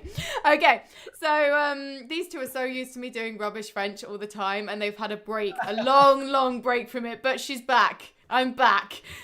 Speaking badly. Okay, Hey, so... French to cut you off, French is about the effort you put into it, Frankie. That as a French Canadian who doesn't really speak French, that's what guys like him appreciate is Yeah. But- the As a effort. Representative of Yeah. the French community, we appreciate that. Please do. Forget about all the morons that laugh at you if you do any mistakes. Parisians. Just forget about them, right? We appreciate you when you try to speak French. Well, thank you. I'm not so sure about the teams. I think I think Kenny S just laughs at me all the time whenever I try. Okay, so Maniac, this is your third question about Scrawny. I'm still at 0 points, so it's time. Who is Scrawny predicting to win the next major? A, Navi, B, Astralis, or C, Mouse Sports? Twitch chat, obviously, have your say right now. Maniac's not going to, Scrawny's not going to reveal the answer, but Maniac, you can have a guess. Navi, Astralis, or Mouse? All right, I have a guess to make here. Depends on the mindset. I'm gonna go ahead and say he risked Navi because I think that's a decent guess. And chat, No, he I'm looks giving him a happy. few He looks seconds. happy. No. Go on then, Scrawny. Go on. Magnus is saying A, Navi. What are you saying, Scrawny? What's the answer? Navi. There we We have a go. chat. It's got Let's to be go. Navi though, hasn't it? To be honest, like I don't think anyone's saying Mouse right now. They're totally inconsistent, like in terms of performing at you know when they're facing the Right. big names in big competitions. It plays into what Mathieu was saying earlier, where it's like, well, we've just gone through a very unexpected and unpredictable transition in Counter-Strike. We're now in a space where the competition is I would say up in the air. We don't know who's going to kind of settle into this online world for the time being, and we don't know who's going to settle back into the LAN atmosphere once that comes back around inevitably. So, yeah, there's this weird time between now and the major, but I feel like Navi's a safe bet just because we know those individuals are just so damn good. And Simple doesn't seem to mind playing online. So, yeah, I think a Navi win would be exciting. I think that for Simple to get number 2 in the HLTV Top 20 of 2019 and then to come back the year after with the one and only major win of 2020, that'd be really exciting. So I had to give them my guess. Maniac, do you want Navi to win? Not do you think, but do you want Navi to win a major? Listen, I think that if you're a fan of Counter-Strike, if you appreciate Counter-Strike, there comes a time where you wish for Simple to win a major, right? I think honestly, after all he's done for the game and the skill that he has and the level that he has, at some point he needs to win a major, right? But then, so I would be very happy to see Navin also for Electronic, by the way, which I think is forever and ever going to be in the shadow of Simple, but that's okay because there are some people like us that like we have to give him some credit. So I would wish that for Electronic as well and for the organization. But at the same time, what I'm worried about when it comes to Astralis is that, as Scrawny pointed out very rightfully, we are in a very weird and new and unexpected setup for probably weeks, months, I don't really know. And I think that Astralis might be the best at adapting on the fly and figuring out how to work in that environment. And this is very new for teams. Like, people need to understand what's happening right now, besides all the obviously anxiety or like being anxious about what's happening. Just the fact that you play at home and you have so much time to practice, that's super new for professional teams. This was not so new for Titan, for example, when we were playing 6 years ago, because we had some stretches with only online games for, I don't know, 2 or 3, 4 weeks. But in the actual recent CSGO calendar, there's supposed to be an event every 8 days. So teams are not used to that. Teams are not used to being at home and having time to practice and all. So it's going to be up to the first team that figure out how to work in that new environment. And I think that Astralis have always been kind of good at figuring out how they should work. So they might be the team that use that time best. But then, that's just a bet when it comes to how they work as a team. But I would still wish for Simple to win the major. Honestly, I would wish that. I'm just having a look at reactions in chat right now. So Nikesh and Magnus were right in saying Na'Vi, so is Ron Marta, but Turk said be Astralis. Nikesh says Simple deserves a major, and Turk says Simple deserves a major, but Na'Vi not, which I disagree with, because when you look at the individuals on that team, okay, Perfecto to one side, I think he's got jitters, and I think he's still adapting to the fact that he's playing with these huge players, and so he's not always turning up, but actually he has proven in certain maps that he can perform. It's just, again, it's getting that consistency. We're seeing that with Masuta joining Vitality at the moment, because he's had some good performances like on individual maps, but across the series has not really shown the level he needs to, I think, for Vitality yet. But this is his first tier 1 experience, and he didn't really play full time before, I don't think. So I think that's to be expected. But when you look at that core of Simple, Flamey and Electronic, how can you not want to win a major? And then you meet Boomich in person and you go, yes, you are a legend. And I'm so glad that I got the opportunity to meet you, because Boomich is one of the funniest players. And I've literally had a couple of conversations with him, but I've already decided he's one of the funniest players. Things very well. Like, I can never shake off the song from, was it Quickfire that they did with Christmas? Yeah. I can never unsee that. I can never hear that. Boomich is always going to be a god for me because of that song. Yeah. And Electronic also, just a side note, because I'm just slipping this in whenever I can. There's an interview with Electronic on HLTV recently where he says he loves pasta. But also he has the phrase, when he's asked about how much his like buyout would be now, he says, I don't know how much I cost, but I'm probably expensive. And that's literally, that's my new mantra. I streamed with it as my title the other day, and people were like, what the hell are you talking about? You sound like a prostitute. And I went, no, I'll stop you there. This is one of the greatest quotes by Counter-Strike player of all time, in my very humble opinion, to be fair. Okay, I'm digressing. Magnus, that's a great question, but I want to get through the quiz. If you're okay to hang on, Magnus, we're going to ask that question very soon. Do not worry, we're going to get more questions from chat shortly. But these guys have got a competition to get through, and I know they take that seriously. So, question number 4 for Scrawny. What is the weirdest thing Maniac has read about himself? A, he copied Semler's style. B, he should stop being a host. Or C, he's going pro in Valorant. Yes. Sorry. Just kidding. Mind games. He should stop being a host. Chat, I'm giving you 5 seconds to answer. And while you have those 5 seconds, I would love the lovely Emily from Blast to pick up that question that Magnus asked, because I definitely want to ask that later on in the show. Okay then. Right. It's time for the answer, s'il vous plaît. Yeah, he's right. He's always right. No, yeah, he's right, actually. And that was the story behind it is actually pretty fun. I was, sometimes when we do events, I would keep an eye on how the community is reacting, because I'm trying to see how people are feeling about me. And then during an event, I stumbled upon this comment that the guy is like, yeah, I love Maniac, but man, he should stop being a host. Like, he's a great analyst. What the hell is he hosting? I'm like, I turn around to people, I'm like, when have I ever hosted? Yeah. I've never been a host my entire life, ever, in any tournament, in any game, in any life. And this guy's like, yeah, I like Maniac as an analyst, but really he should stop hosting. It just got me like, wait, what? What? Sorry? So yeah, that's probably one of the weirdest things I've seen about me in the last 2 years. Connor, have you ever seen anything in Twitch chat where you've been like... Never in Twitch chat. I try to keep my eyes away. That one's an easy one to dodge. I think sometimes with when things are going when things are going well, you get like a, you know, if you feel like you have a good event or whatever, not, you find yourself stumbling into the dungeon of comments online. I've had some weird ones where it's like, I think the weirdest ones are when people just assume they know you. Like, you know, you might know my voice from Counter-Strike commentary. You might know my personality a bit from either meeting me or from some of the limited stuff I do online. But like, you know, I'm not one of those super out there broadcast members. Like there's not a lot of ways that I think people can get info about me. So whenever I see like judgment of character that is just so ungrounded or just sometimes just total bullshit, where I'm like, I know myself well enough that I never said that, or I wouldn't have come across that way. Like, I don't understand sometimes people's perceptions of us, because that's all it is, right? Like, somebody will see or hear me speaking, and then they will perceive what type of person I am based on that little tiny snippet of whatever they heard. They've never hung out with me in a green room. They've never taken a shuttle to an event with me, so they don't really know who I am.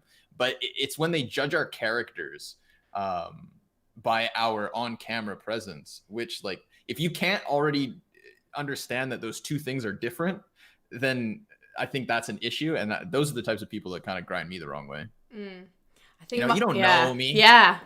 You don't know me. You don't know me. I get I know, like, this is my thing, guys. You'll be pleased to know in 2020 I'm gonna like say less about what I've seen in Twitch chat, because it doesn't actually bother me what's said so much unless I'm streaming myself and I'm being backseated horribly. But I know I talk about it too much, so it seems like I'm really bothered by it, even though I'm not. I'm just really, because I used to be a producer, I'm so interested in how the audience is responding to something, because when I was a producer, like, the audience was the thing, right? You're making something for them. But when I know, like, even in Bahrain, I know I said about, like, I'd seen some comments saying that I was, like, unprofessional. And I was like, the word is not unprofessional, it's casual. I think I only just realised what the word actually was more accurate to use was there. It was when I had my epiphany. I was like, these people have been calling me unprofessional for so long, but it's actually because the way that I approach stuff on camera it's casual. It doesn't mean I'm not trying to talk about the game. It's just the way I do it is not like... I don't know, it's not a formal way of doing it. It's the only way I can say it. I'm not explaining myself very well here at all. But I am going to explain what the scores are so far, because at this junction, Scrawny has 4, Maniac has 3. So it is now time for the 4th question for Maniac. So actually, I just did the scores on the doors, even though I haven't asked you 4 questions apiece. So my bad. Here we go. You ready? Are you sure? You sure? I am. I'm focused. I'm ready. Son? Okay. Standing up on my chair. Here we go. Let's go. What question does Scrawny hate being asked? A, what's it like to cast with Launders? B, can I get you anything? Or C, are you okay, hun? Optional, Okay, hun. Hold on. All right. Do you want me to go back to that? I'm gonna go. No, it's all good. I'm just gonna go with A, just because I cannot see how it can possibly be annoying to have someone say, "Can I get you anything?" or "Are you okay?" So I'm gonna go with A, but then maybe I'm making a terrible assumption here. Chat, get your answers in. And also, Nakash, I'm loving that question again. That's going to be coming very soon. After this quiz, we're gonna do a pit stop and we'll ask some of those questions. Magnus is saying C, maybe. Scrawny, what you saying? The answer, I can explain it to you, Matthew. Okay, Please then do. I know. It's B. B. All right. Yeah. Can I get you anything? Okay. Can I get you anything? But So I that's a weird one. think I know the backstory, but go ahead, try it, and I'll be honest if I was onto something. If you had the hunch. Okay, Yeah. so it's I need to preface this by saying, like, I appreciate being asked that question, because I know that it is just an indicator of somebody doing a good job. But for people who maybe don't know what broadcast life is like, you know, when we have a show to worry about, when we have to be from stage to backstage to wherever you have to move around, you know, we have people who manage us, talent managers. They are the unsung heroes of esports. Talent managers are some of the most important people because you interact with them all the time. They're the first faces you see when you show up to the venue sometimes, you know, and they make sure that the fridge is stocked. They make sure the snacks are available. They make sure that if you want anything, you will have it. And that's an amazing person to have around. But I'm humble, you know, it's humble brag. I'm humble. So when I have somebody who's like waiting on me like that, like, I know what they're trying to do. They just want me to have an easy, stress-free day so that I can focus on commentary. But if I want a coffee, I'm going to go get a coffee. I'm going to find the time to do it myself, because it's, or like if somebody wants to bring me water to a broadcast, like to the commentary desk, it's like, okay, sometimes I might be in a pinch and I'm going to have you bring me something. But most of the time I take care of myself, because if I can at least be self-sufficient, then I know that's one less person that a talent manager has to worry about needing something in the pinch. Because the thought of me making somebody run from point A to point B in a rush while they have more important things to do because I want a coffee, I don't like that. So when someone asks, can I get you something or get you anything, or can I do something, or like they try to pick your plate up for you and like clean up or tidy around, it's like, yo, I've got this. I don't like being waited on. I'd rather offer my help before ever having somebody help me. That's like a super nice thing to think. But when a talent manager's there, it's so you can focus on your job and casting. Yeah. I know how you feel. Like, I always have an eye on the WhatsApp and stuff. Like, you know, when we're like doing DreamHack Open or something like that, and if I see someone's mentioned water, and like, say Declan's talent managing us, who does a lot of stuff at ESL, he's done Blast, he's done DreamHack. If I see that, I'm just like, well, Declan's not here. Okay, I'm going to do it, just because I also don't want them to, I don't want you guys to wait, and I don't want the talent manager to panic. So I think it's like that team effort thing, isn't it? I always want to try and help, and you should never feel bad for asking either. No, definitely not. And I think that that's one thing with the people that I've worked with in Counter-Strike. I feel like everybody's got each other's back. I've been times where I'm stuck in a cast. There's one person with too many jobs to do, and you know, one of the other commentators will just lean in with what I need. Or if me and Mohan, for example, may have an early game at DreamHack where like we shift after halfway through the day, I'll make sure that right before we leave, as the other commentators are starting, you just swing by, you make sure they've got water bottles around. It's like, it's so little effort sometimes, but the smallest little gesture at helping another person do their job just puts them in the right mind frame. And I guess that's why I understand why people offer help, but I don't need it. Yeah. At the same time, you're offering it to other people, Scrawny, but I do understand where you're coming from. Okay, so where we are at, so Maniac is at 1, Scrawny is at 2. Okay, so in other words, this could change. This could be a tie. Okay? All right. It doesn't have to be a complete loss for you, Maniac. He's ready. Okay. Okay, cool. Here we go. Your final question about Scrawny Maniac. Which of the following games... Oh, hang on a second. No, this is the final question for Scrawny about you, Maniac. Sorry. No, this is good. It's all good. This is intentional. You can look at it. It's a question. Don't worry about it. Which of the following games does Maniac not play? A, StarCraft 2, B, Overwatch, or C, Animal Crossing? Would you like my answer now? Yes, you can answer now. Maniac, don't give us the results because we want to see if Twitch chat wants to chime in. Hello, Mobeen Plays. Ayo, thank you for coming to the stream. I'm going to say he does not play Animal Crossing. Okay, Twitch chat. We're getting any responses in Twitch chat. This is your opportunity. Eturk is saying C, Animal Crossing. Sylar is also saying C, Animal Crossing. Maniac is probably... Magnus is saying B, Overwatch. Nikas is saying C. So pretty much Twitch chat is saying C, Animal Crossing. Maniac right now is going, oh my God, Frankie, why did you not make this quiz harder? Yeah, I was very, very impressed with the questions, but on that one, you really burned me on that one. I mean, the two other games are pretty legit. I do not play Animal Crossing. I play StarCraft 2. I played Overwatch when it came out mostly. And I never really played Animal Crossing, right? I even have like a funny story about Overwatch. So when it came out, I played the game, and obviously I had a really good time playing the game. It was back then, it was hit scan only. So if you know Overwatch a little bit, like McCree, Soldier, these kind of players. So because I was coming from Counter-Strike, my aim was rather good, but I didn't understand the game at all. So my they call it SR. So my level just went really high, and I ended up playing with like legends of like I played with Cypher, I played with Cooler that were in my games. And they quickly realized that I had nothing to do at that level. I could just shoot. They're like, Maniac, what are you doing? And I'm like, I don't know, bro. I don't know. I don't know why I'm here. It's been 2 weeks I played the game. I just shoot people. I don't know what I'm doing. And everything was wrong. My ultimate was wrong. My timings were wrong. I didn't understand the game, but I had a good time. I think the unfortunate downfall of you there, Mathieu, was I've never seen you at an event with a Switch in your hands. That is correct. I feel like I know who has and does not have a Nintendo Switch because I tend to challenge people to Smash fights or Mario Kart racing, and he's not in that category, people. We've never smashed. We've never done. Have we never Smash. smashed, Frankie? We've never smashed. Shit. We should get around The to that. exclusive, you All guys. right. Me and Things- Scrawny have things never got bad smashed very quickly. or played Mario Kart together, and I've got both of those games on my Switch, so we should. Yeah, Next time, let's do that. I'm so bad at Smash Bros. I bought it because a friend wanted to play it, and last time I played it, I think was with Stunner in Shanghai. That's literally the last time I played Smash Bros. So in other words, easy win for you if you enjoy that. I've gotten my ass whooped a couple of times by Moses. Moses is kind of like the Smash champ when it comes to the CSGO circle, and I think he's also a god at Mario Kart. I haven't even tried taking him down there. Yeah. But I still owe him 20 euros actually because we played a money match once and I lost. Yeah. Maybe we should do some Mario Kart on Blast at some point. Maybe we could do a show where we play Smash Bros and Mario Kart.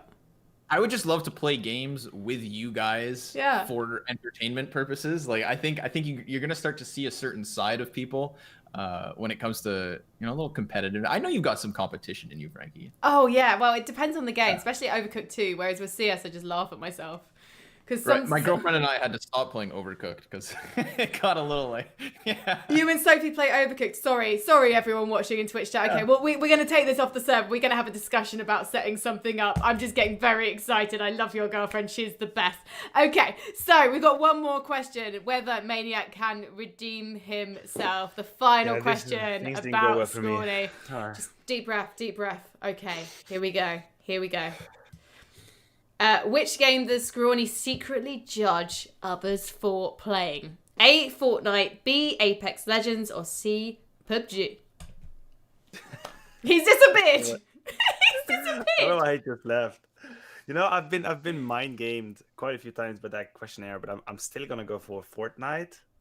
Okay. And we he's can returned. wait for Sorry, the. guys, I needed water. I'm not gonna lie. Okay. It's all good. It's all good. Launders has said A. Shaking my head. somehow. Magnus has said Fortnite, surely. We're going to give it a little bit more time for people in chat to answer. Nikesh is also saying A. Nikesh, by the way, thank you very much for coming, Nikesh. I know Nikesh from seeing him in the old Twitch chats around the Twitch. Ekturk is also saying A. Everyone's basically saying A. Plexon, I vote for A. That was very formal. I vote for A. So there you go. Listen, sorry, go on. There you go. No, give us the answer. Yeah, the answer, as the community knows, is obviously Fortnite. I mean, I'm not talking too much shit about Fortnite. I understand why you play if, like, you're 12, or if... I like that three-face. Or it's really maybe, great when you're a kid. If you started playing it when it came out, like, I get it. I think that when Fortnite came out, it had a lot of mechanics that really actually appealed to people. And I think that, like, Mohan, he knows why the answer is A, and that's why he says A, shake my head. Because I know he plays Fortnite, and I know that he has some praise for Fortnite.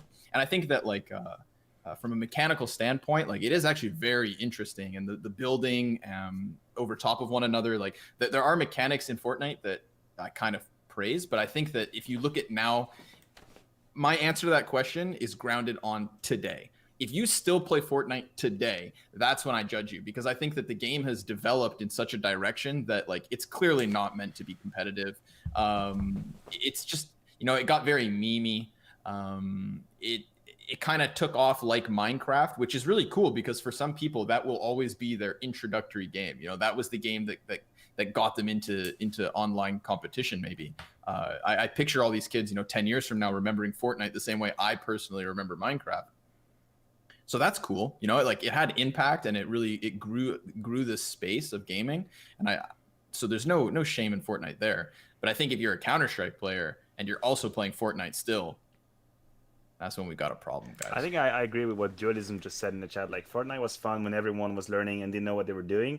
Well, I did play Fortnite at the beginning, and this statement is very true. Like, the beginning of Fortnite was very, very basic in terms of construction. You could just elevate a little bit, and sometimes it would be a rush, like, as to who would get the fastest tower, and that was kind of fun. But then once people figured out how to actually, like, build rebuild, like change the building, put it back up again, shoot you through the window or whatever, they just lost me. Like that was it. That was the end of the fun that I was having. But at first, when it was just like a ramp versus a ramp, and then you could jump, and that was cool. That was cool. But then I kind of got lost in the whole, I'm going to build 5 stories and then change everything, put a window, take it back, put a window, take it back, peek at you. You don't see me, I see you. I kind of dropped the mic there. I was like, okay, that's not for me anymore.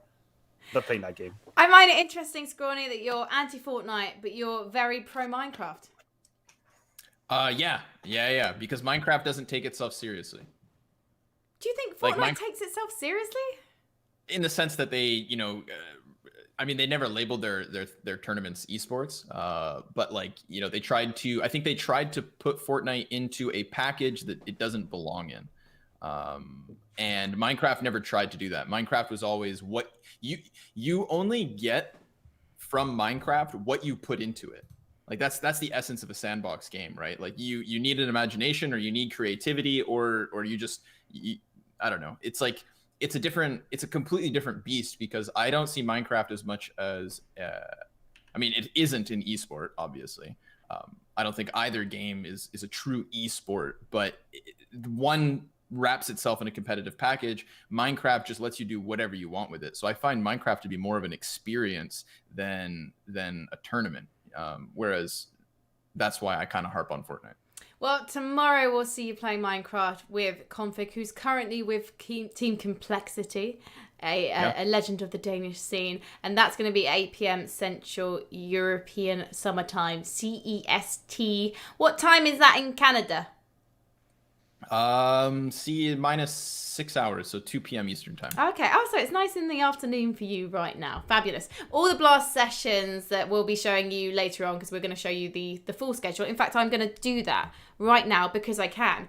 All of the sessions are being streamed on twitch.tv/Blast TV. And we're also going to be seeing first impressions of Valorant on this channel from Wednesday to Friday of this week. So do check it out if you fancy taking a look at the Counter-Strike killer. Obviously, nothing's going to kill CS. Games don't kill each other. But, tongue-in-cheek and all that. Now, the final results of the score. I know you don't need me telling you, but I'm just going to rub it in. Scrawny, 3 points. Maniac, you got 2 points. So, unfortunately, you just lost. And the answer he had and the reasoning behind his answers, he kind of deserves to win. So I'm not even mad. Like, that's legit. That's a legit win from Connor. So it's okay. I'll be all right.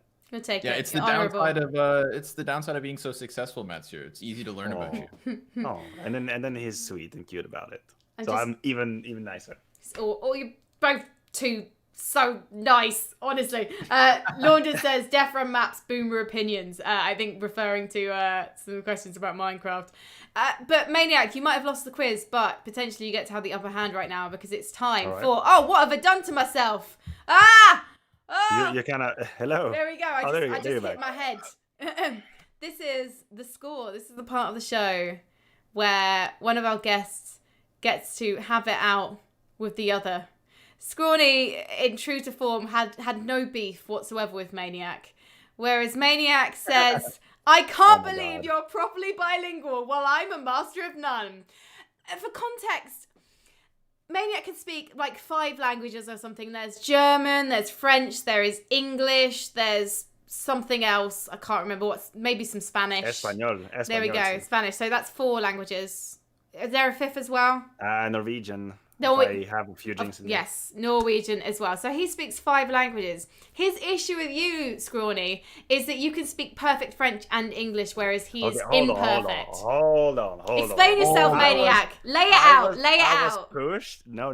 I was pushed. I was coerced into finding something that I could have a beef with you over, right? That is the whole story. Yeah, you better backtrack. Yeah, exactly. If I ever had to pick something, then we both speak the same languages, but you're killing it in English and your French is decent, is absolutely correct. Whereas my French, I could sing, I could do poetry in French, and my English sometimes is so. So I feel like you're just a better version of me. Like you have both languages, but your English actually kills it.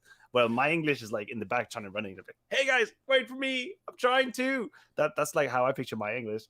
But you're just killing it, right? And you can still jam with me in French. So sometimes you're like, hey, I understand where you're going, Matthew. I understand. I speak French too. but no, you don't. No, you really don't, because you're killing it in English. So that would be my thing. I think this is gonna be an argument about like who's better, but we're not arguing for ourselves. Where it's like I think you're emphasizing too much on the English skill, because your English is more than good enough to be on an English broadcast any day of the week. You have university level English. Like you're articulate, you're intelligent when you speak. It's not like you're just speaking English with whatever words. It's like you're purposeful in your speech.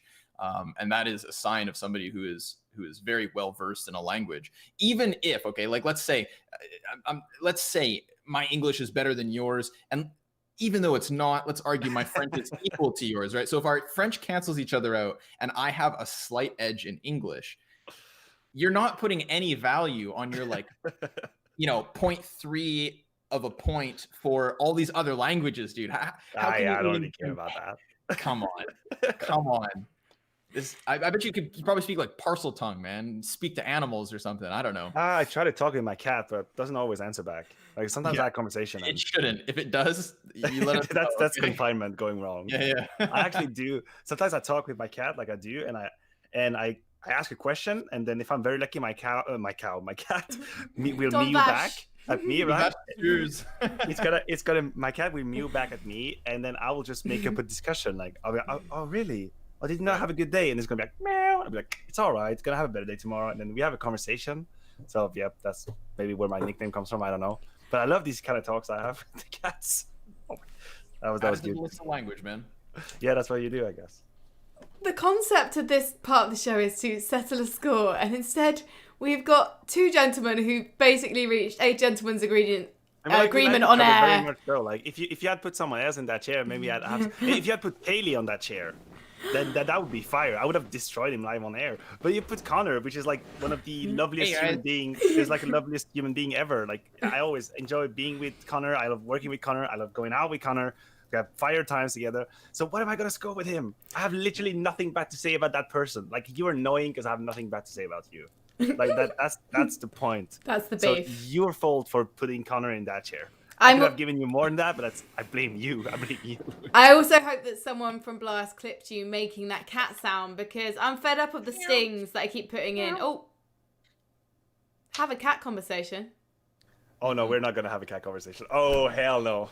I want Blast to clip the cat sounds, because I think they might be making an appearance on a future episode of the clinic. So fine. You're all chill with each other. You're chill people. It's fine, which is why now we're going to open up the clinic. So if you guys have got any questions or dilemmas for our guests, and I know there's been a few in the chat so far, so thank you so much if you stuck around to hear your question answered. We're going to get those answered now.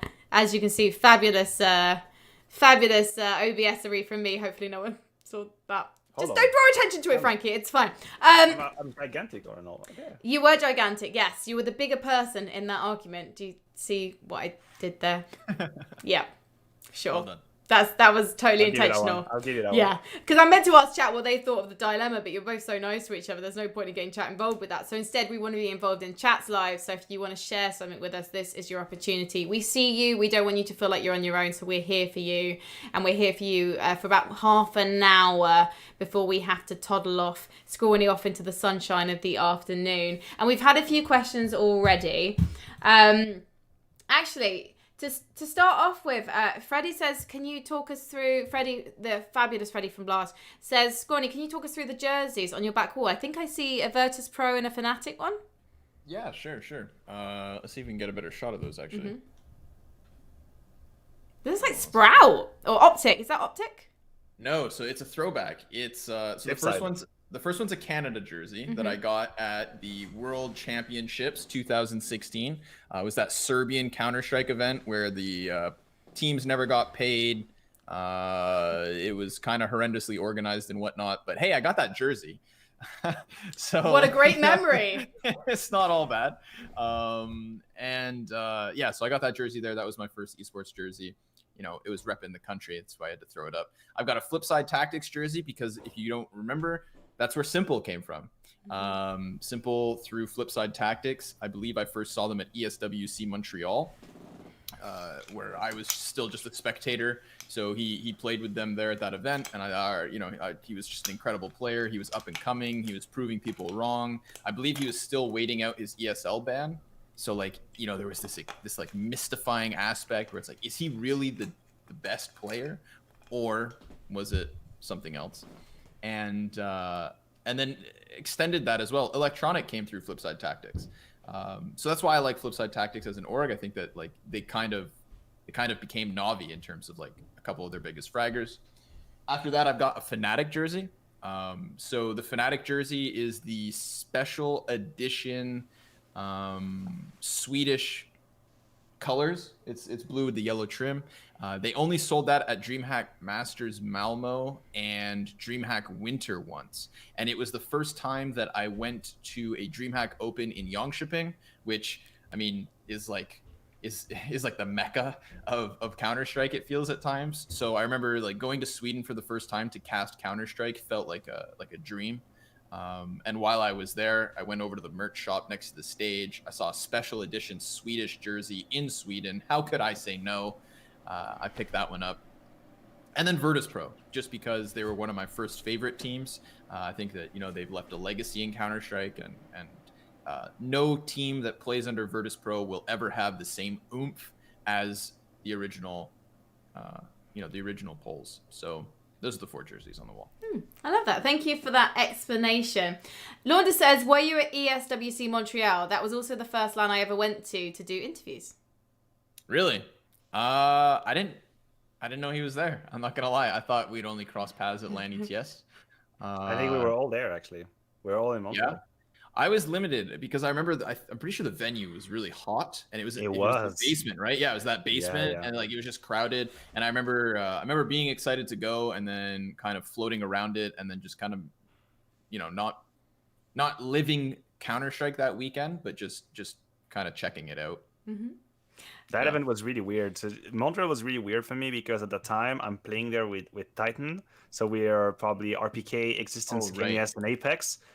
And midway through the event, as we are still playing, we realized that Apex and KNS have signed for Envious. So like the team was basically, that was it. Like the team was done.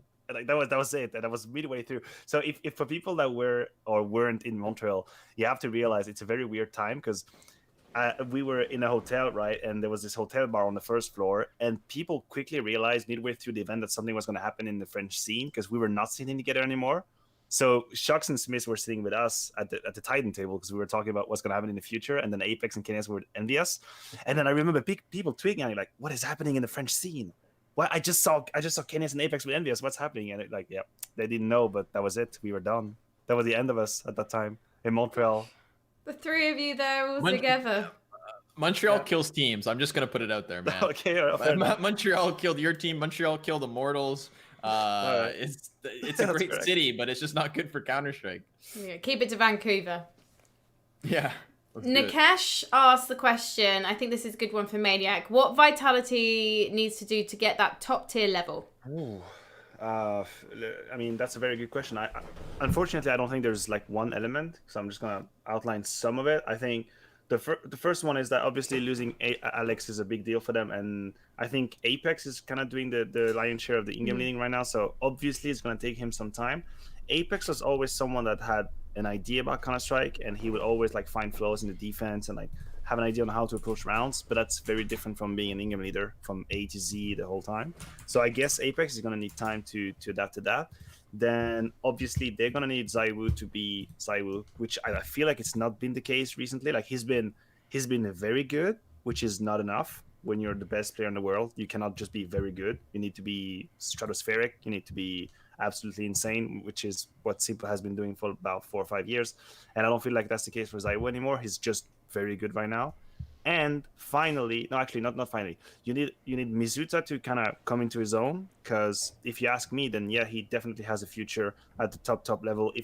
When I look at Mizuta play, I see someone that plays simple, efficient Counter-Strike, which is a brand that I really appreciate at the top level. Like no useless movement, no useless smoke or whatever. He just aims, kills, moves again, aims, kills. Very simple, very mechanic type of playstyle. Kind of ropes a little bit.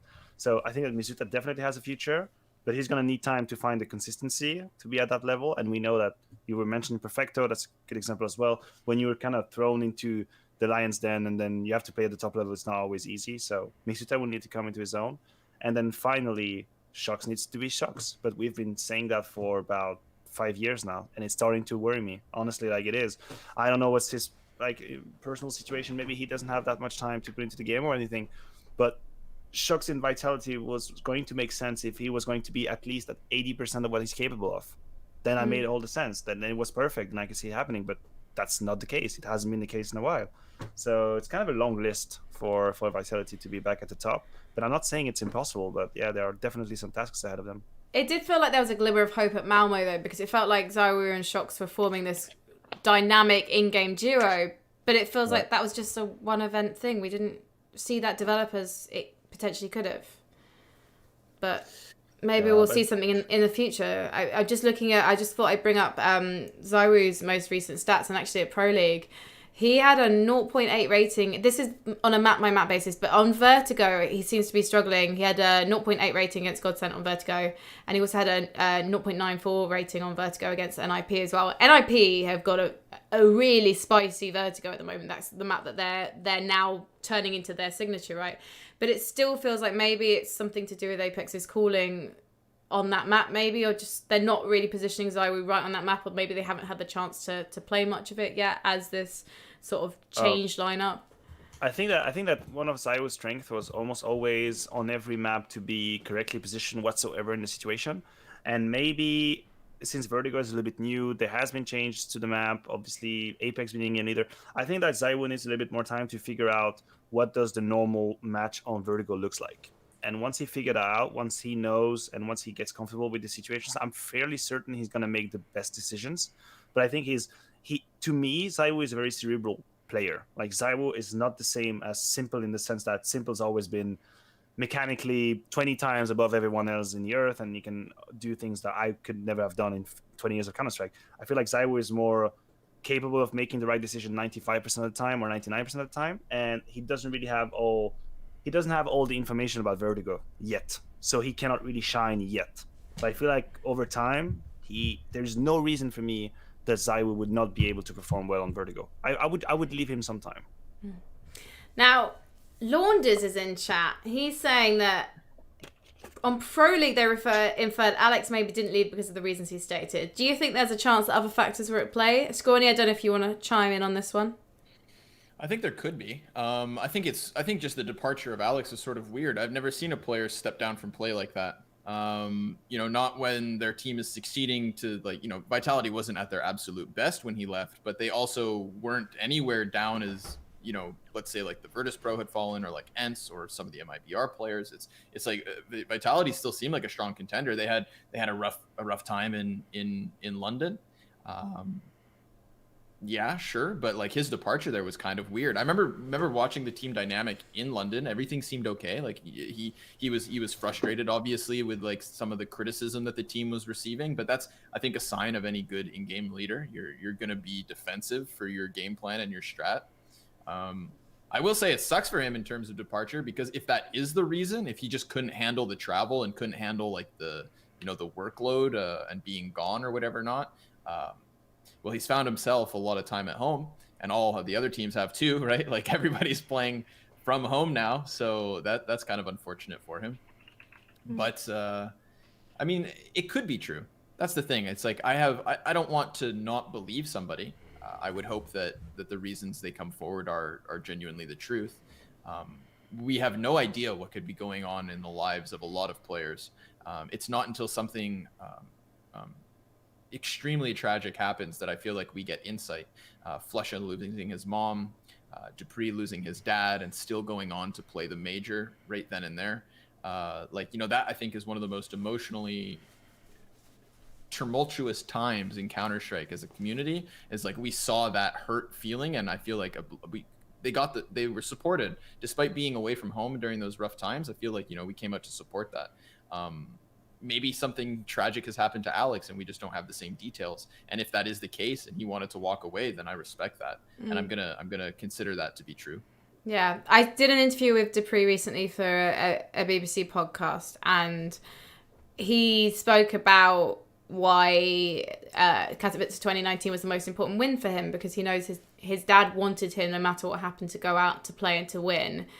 And he also spoke about the fact that the community were really there for him in a big way. Everyone was so nice to him and he felt super supported. And I don't think it's that he expected to not be supported, but I think he was surprised by the level of goodwill towards him.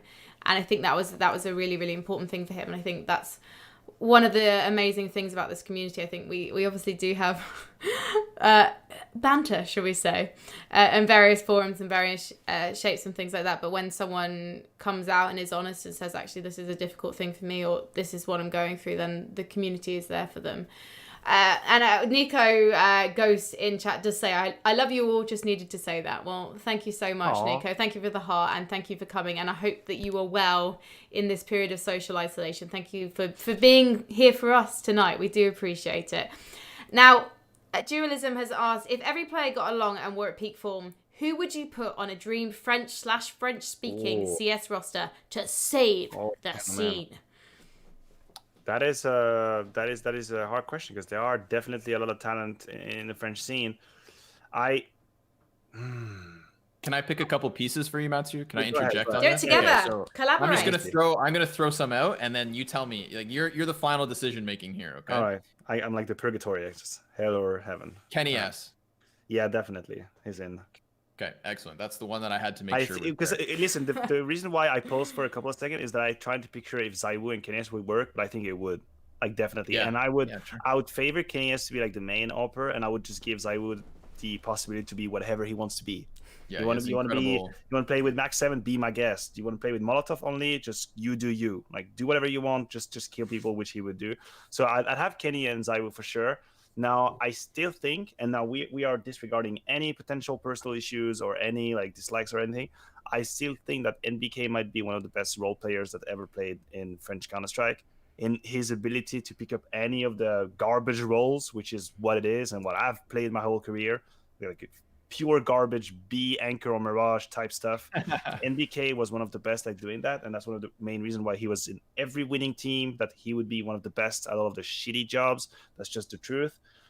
So you have NBK there, and then it becomes actually complicated, because as an in-game leader right now, I do ask myself, like, okay, what do we do? I mean, I think Alex was doing a decent job with Vitality. People will laugh at me, but I still haven't lost hope on Existence. But I knew you were going to say Existence. I knew you were going to say it becomes Beam at that point, right? But I still know the guy. I still talk with him, so I know he still has the head in game. And then you to finish that lineup, you need like a very stable player who's not going to make much wave but do work. And I think that RPK is definitely that regard. RPK does the job. Like, we're not out there talking about RPK, but that's a good sign, because he does the job. He's never going to be a headlight. I remember when Vitality were formed, and like RPK was kind of like the question maybe when the first Vitality roster came out. Like, people were kind of thinking, like, is this really the way to go? You're making a move as drastic as picking up ZywOo, who is this crazy upcoming promising talent. Like, are you really going to keep around the older gen with RPK? And I'm glad he stuck around.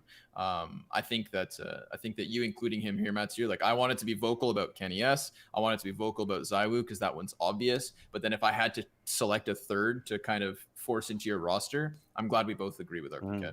For sure. Yeah.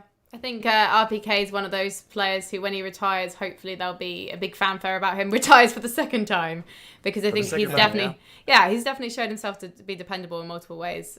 Closing out rounds is something he seems to be quite good at. You just tell him he needs to do it, and he can do it. You need, for a team to have a certain level of consistency, you need to have players will deliver. Maybe they won't not hit like 37 frags in a map, but if they are challenged in a round, they will do the job. They will do the minimum that's required from them. And it might sound silly to say, and it might not be something that we want to celebrate, but we have to. Like, it is important to know that you have a player that plays a bomb site that's always going to do -2 or -1.9 when they come. He's always going to take off like 185 damage, whatsoever the situation. And it feels great when you're like in-game leader and you're trying to come up with like setups and defenses, and you know that, okay, Cedric, RPK, if you go there, then I know you'll do the job. I can take that into consideration. We can do like a crazy aggression on the other side of the map because you will do what you need to do no matter what.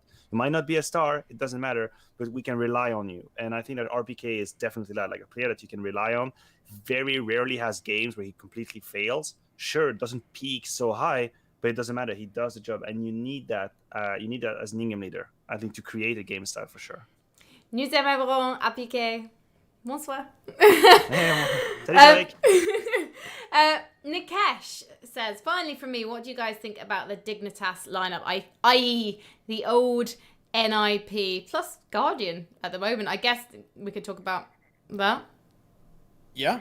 I think that it is kind of sad. It's kind of sad to see how they ended up performing in Flashpoint Season 1. I think that it's unfortunate that, like, okay, the hype for the roster when it was announced, you know, we all got this nostalgic hit, and it felt really good that this whole thing was going to come back with Halzark. Halzark, yeah. Halzark, yeah. Yeah, with, you know, and also we still got Fitflare in there as the coach/manager, his role within Dig too. So it's like we got the whole package of NIP, plus there was this new promising Opper on the team, and that Opper is supposed to deliver a lot of explosiveness and kind of like the competitive edge of this roster was supposed to be the new kid on the block. That was very exciting. So we were kind of hyped and stoked, and we were fanning those flames of excitement going into Flashpoint, and then Guardian came. Which, not to like individually, you know, degrade him. Go ahead, say it. No, he is stylistically the absolute polar opposite of Halzark. So it's not even the formula that Dignitas are trying to play with, let alone the actual 5 players, which is kind of it's weird, right? It means that what we've had over the course of the last month with Flashpoint is a showing, not technically of Dignitas, but of the 4 other players of Dignitas, which have had nothing but underwhelming results. You know, they've kind of whimpered through this season of Flashpoint, which is sad because it was, you know, in the end, once we saw the teams that were competing, we thought to ourselves, like, awesome, maybe this is a way for Dig to show that any new up-and-comers and younger players, they can't quite break through that gatekeeper phase just yet. But what we get is kind of the polar opposite. Gen G beats them twice. Orglis beats them once. Cloud9 beat them. Like, they're trading maps with teams that you wouldn't expect them to be so close if they themselves expect to contend at the top of Counter-Strike. So unfortunately, I'm disappointed. Partly because Guardian's on the team, and that's not the Dignitas we were sort of promised. And then secondly, because, well, clearly without Halzark, the rest of the guys aren't enough. And that's kind of what we've known for some time now. We knew that we knew that Forest still, of any of them, still had it. And we knew that Forest had promise. But it's clear that it's not enough. And that's sad, man, because it was such a nostalgic rush when it was all announced. And then it's all just faded since. I think that there's just like, Get Right is the one that actually has shown relatively good sign if you consider how hard of a period he had for the longest time. But I mean, I agree with Connor. I think that the premises for Dignitas' success was that every player was somehow gonna perform better than what they would individually before that.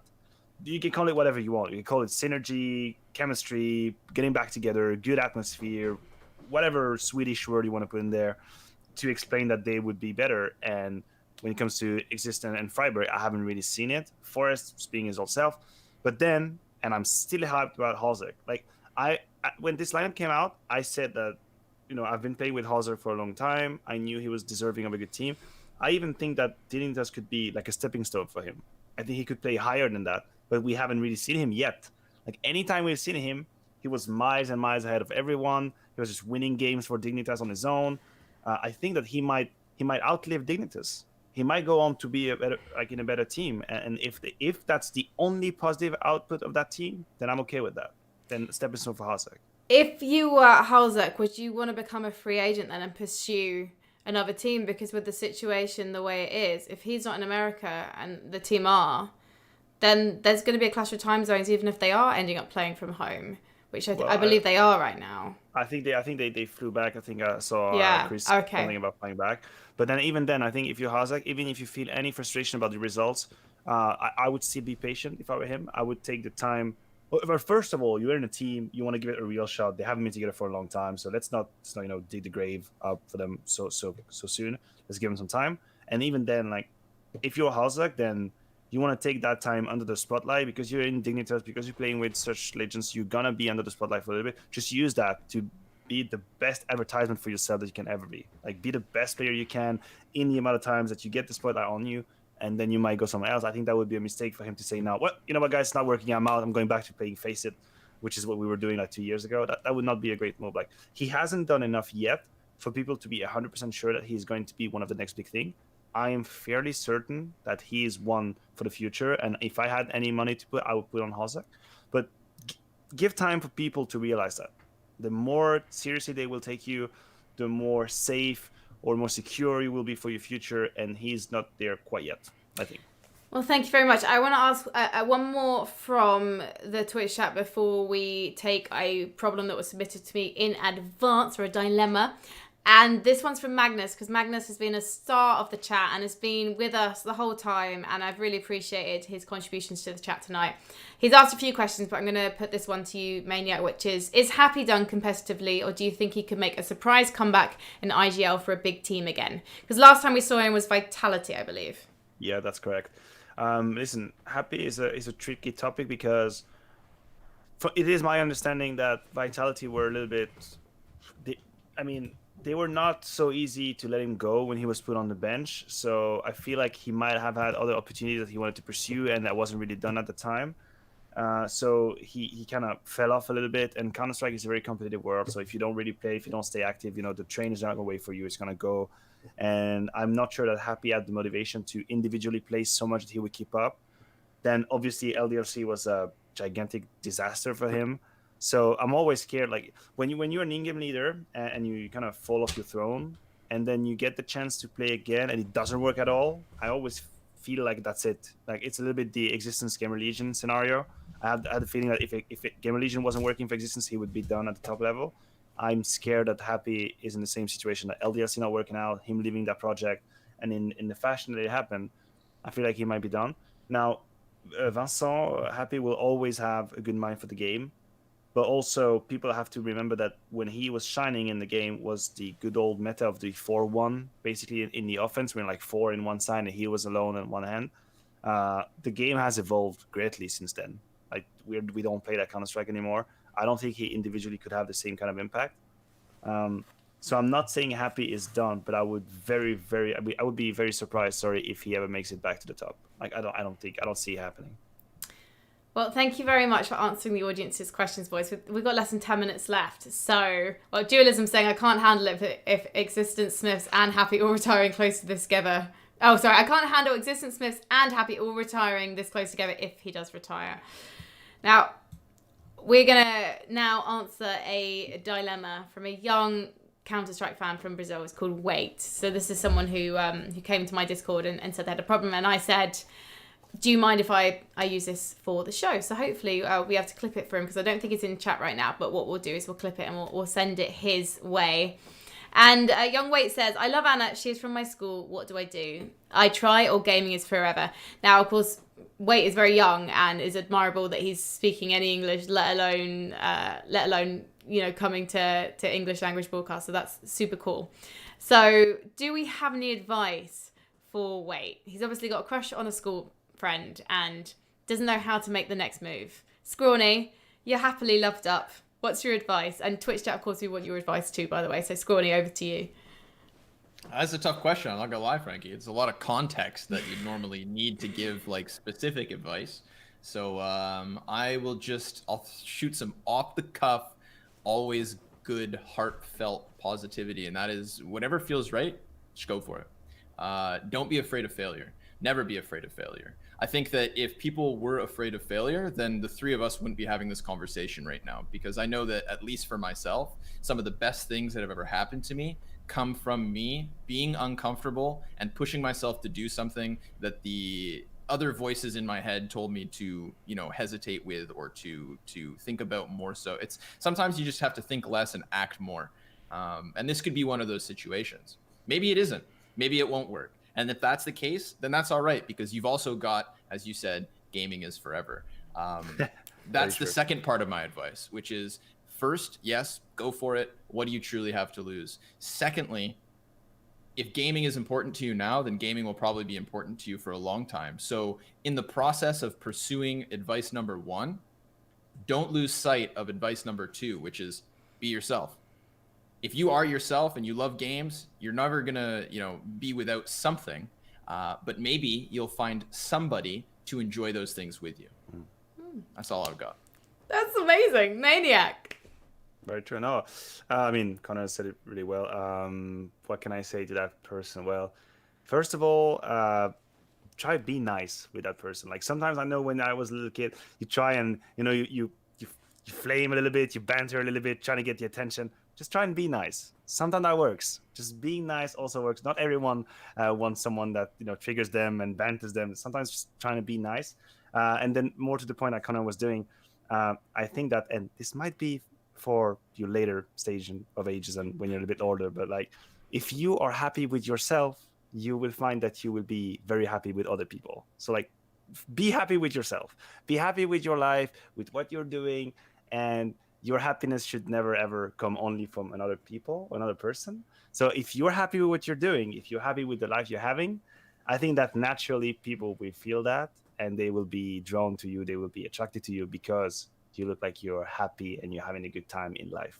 So try and date yourself a little bit, make yourself happy, be very happy where you are in life, how you feel, what you do, and then I guarantee you that's going to reflect on other people. But make yourself go first for a little bit.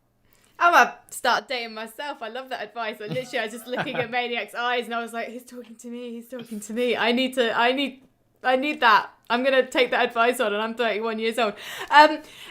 One other follow-up to this, though, where would you take a girl on a first date? Say you're maybe 13, 14 years old. Ooh. Is cinema a good move? I think cinema is a pretty good move. If the movie is nice, if you hit it, if you nail it with the movie, cinema might be a good way to go. Okay. Yeah, cinema.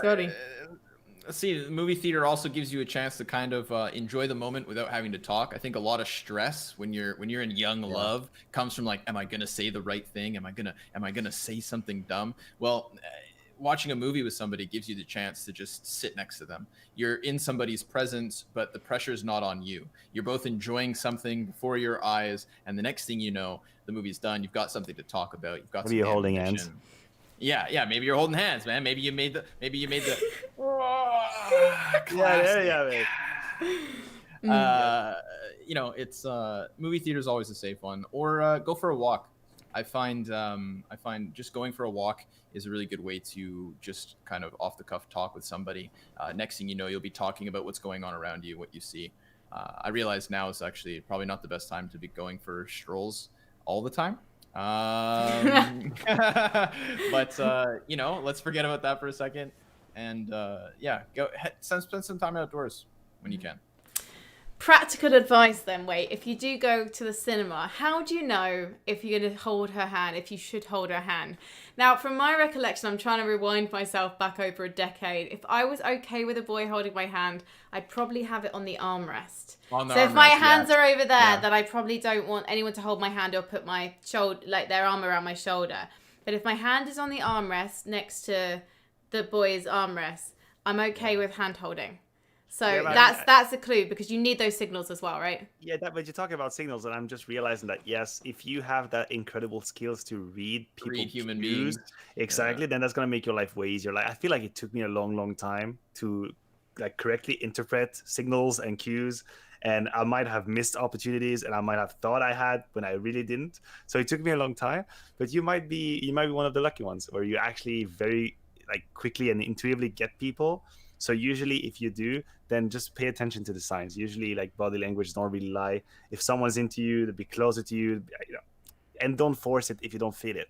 Like, I think also an important advice might be to not rush things. Like, sometimes people have their own rhythm. Maybe she will want to have an ice cream with you 7 times before you even get a little bit more personal, and that might be okay. Like, you have to respect anyone's rhythm, just in general.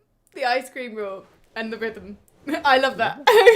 Thank you so much, boys, for hanging out with us this evening. And to everyone in chat, thank you so much for being here. Maniac, what are you up to at the moment? Is there anything you'd like to plug? Are you streaming, say, Valorant or anything like that right now? Yeah, I mean, you're right. I'm going to be streaming a lot of Valorant when it's coming out. I'm super excited about the game. I'm also going to be commentating some Counter-Strike over the weekends, so keep an eye open for that. But I will do stream a bit more than usual. I'm very hyped about the game, so if you want to see me try really hard, fail, and be very mad, which is probably what you're going to get, then come over. If you want to see Maniac being a maniac, what is your Twitch channel? Maniac. Twitch.tv/Maniac. Lovely. Yeah, I'm very happy to have that. And your Twitter Ooh, handle that's is on screen as well. And Scrawny, of course, you've got your debut Minecraft show tomorrow with Config at 8 p.m. CEST, so 2 p.m. where you are in Canada, -6. Anything else you'd like to tell us about? I think that's the big one. I'd really like for you guys who have taken the time to tune in today to tune in tomorrow as well. Remember, there's tons of blast sessions coming up, and I get to show my masterpiece as of tomorrow. Config, I think, is going to be a really good guest, so make sure you guys tune into blast sessions tomorrow. If not, season 3 of Call of Duty Modern Warfare starts on Wednesday. I have been neck deep in the most recent Call of Duty.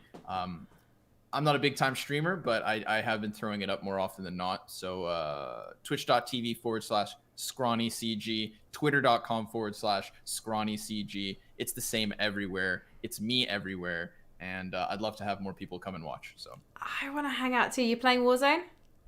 A little bit of Warzone, but Warzone got me into it. Then I started playing the multiplayer, and I have to say that this is probably the best Call of Duty experience I've had since COD 4 Modern Warfare.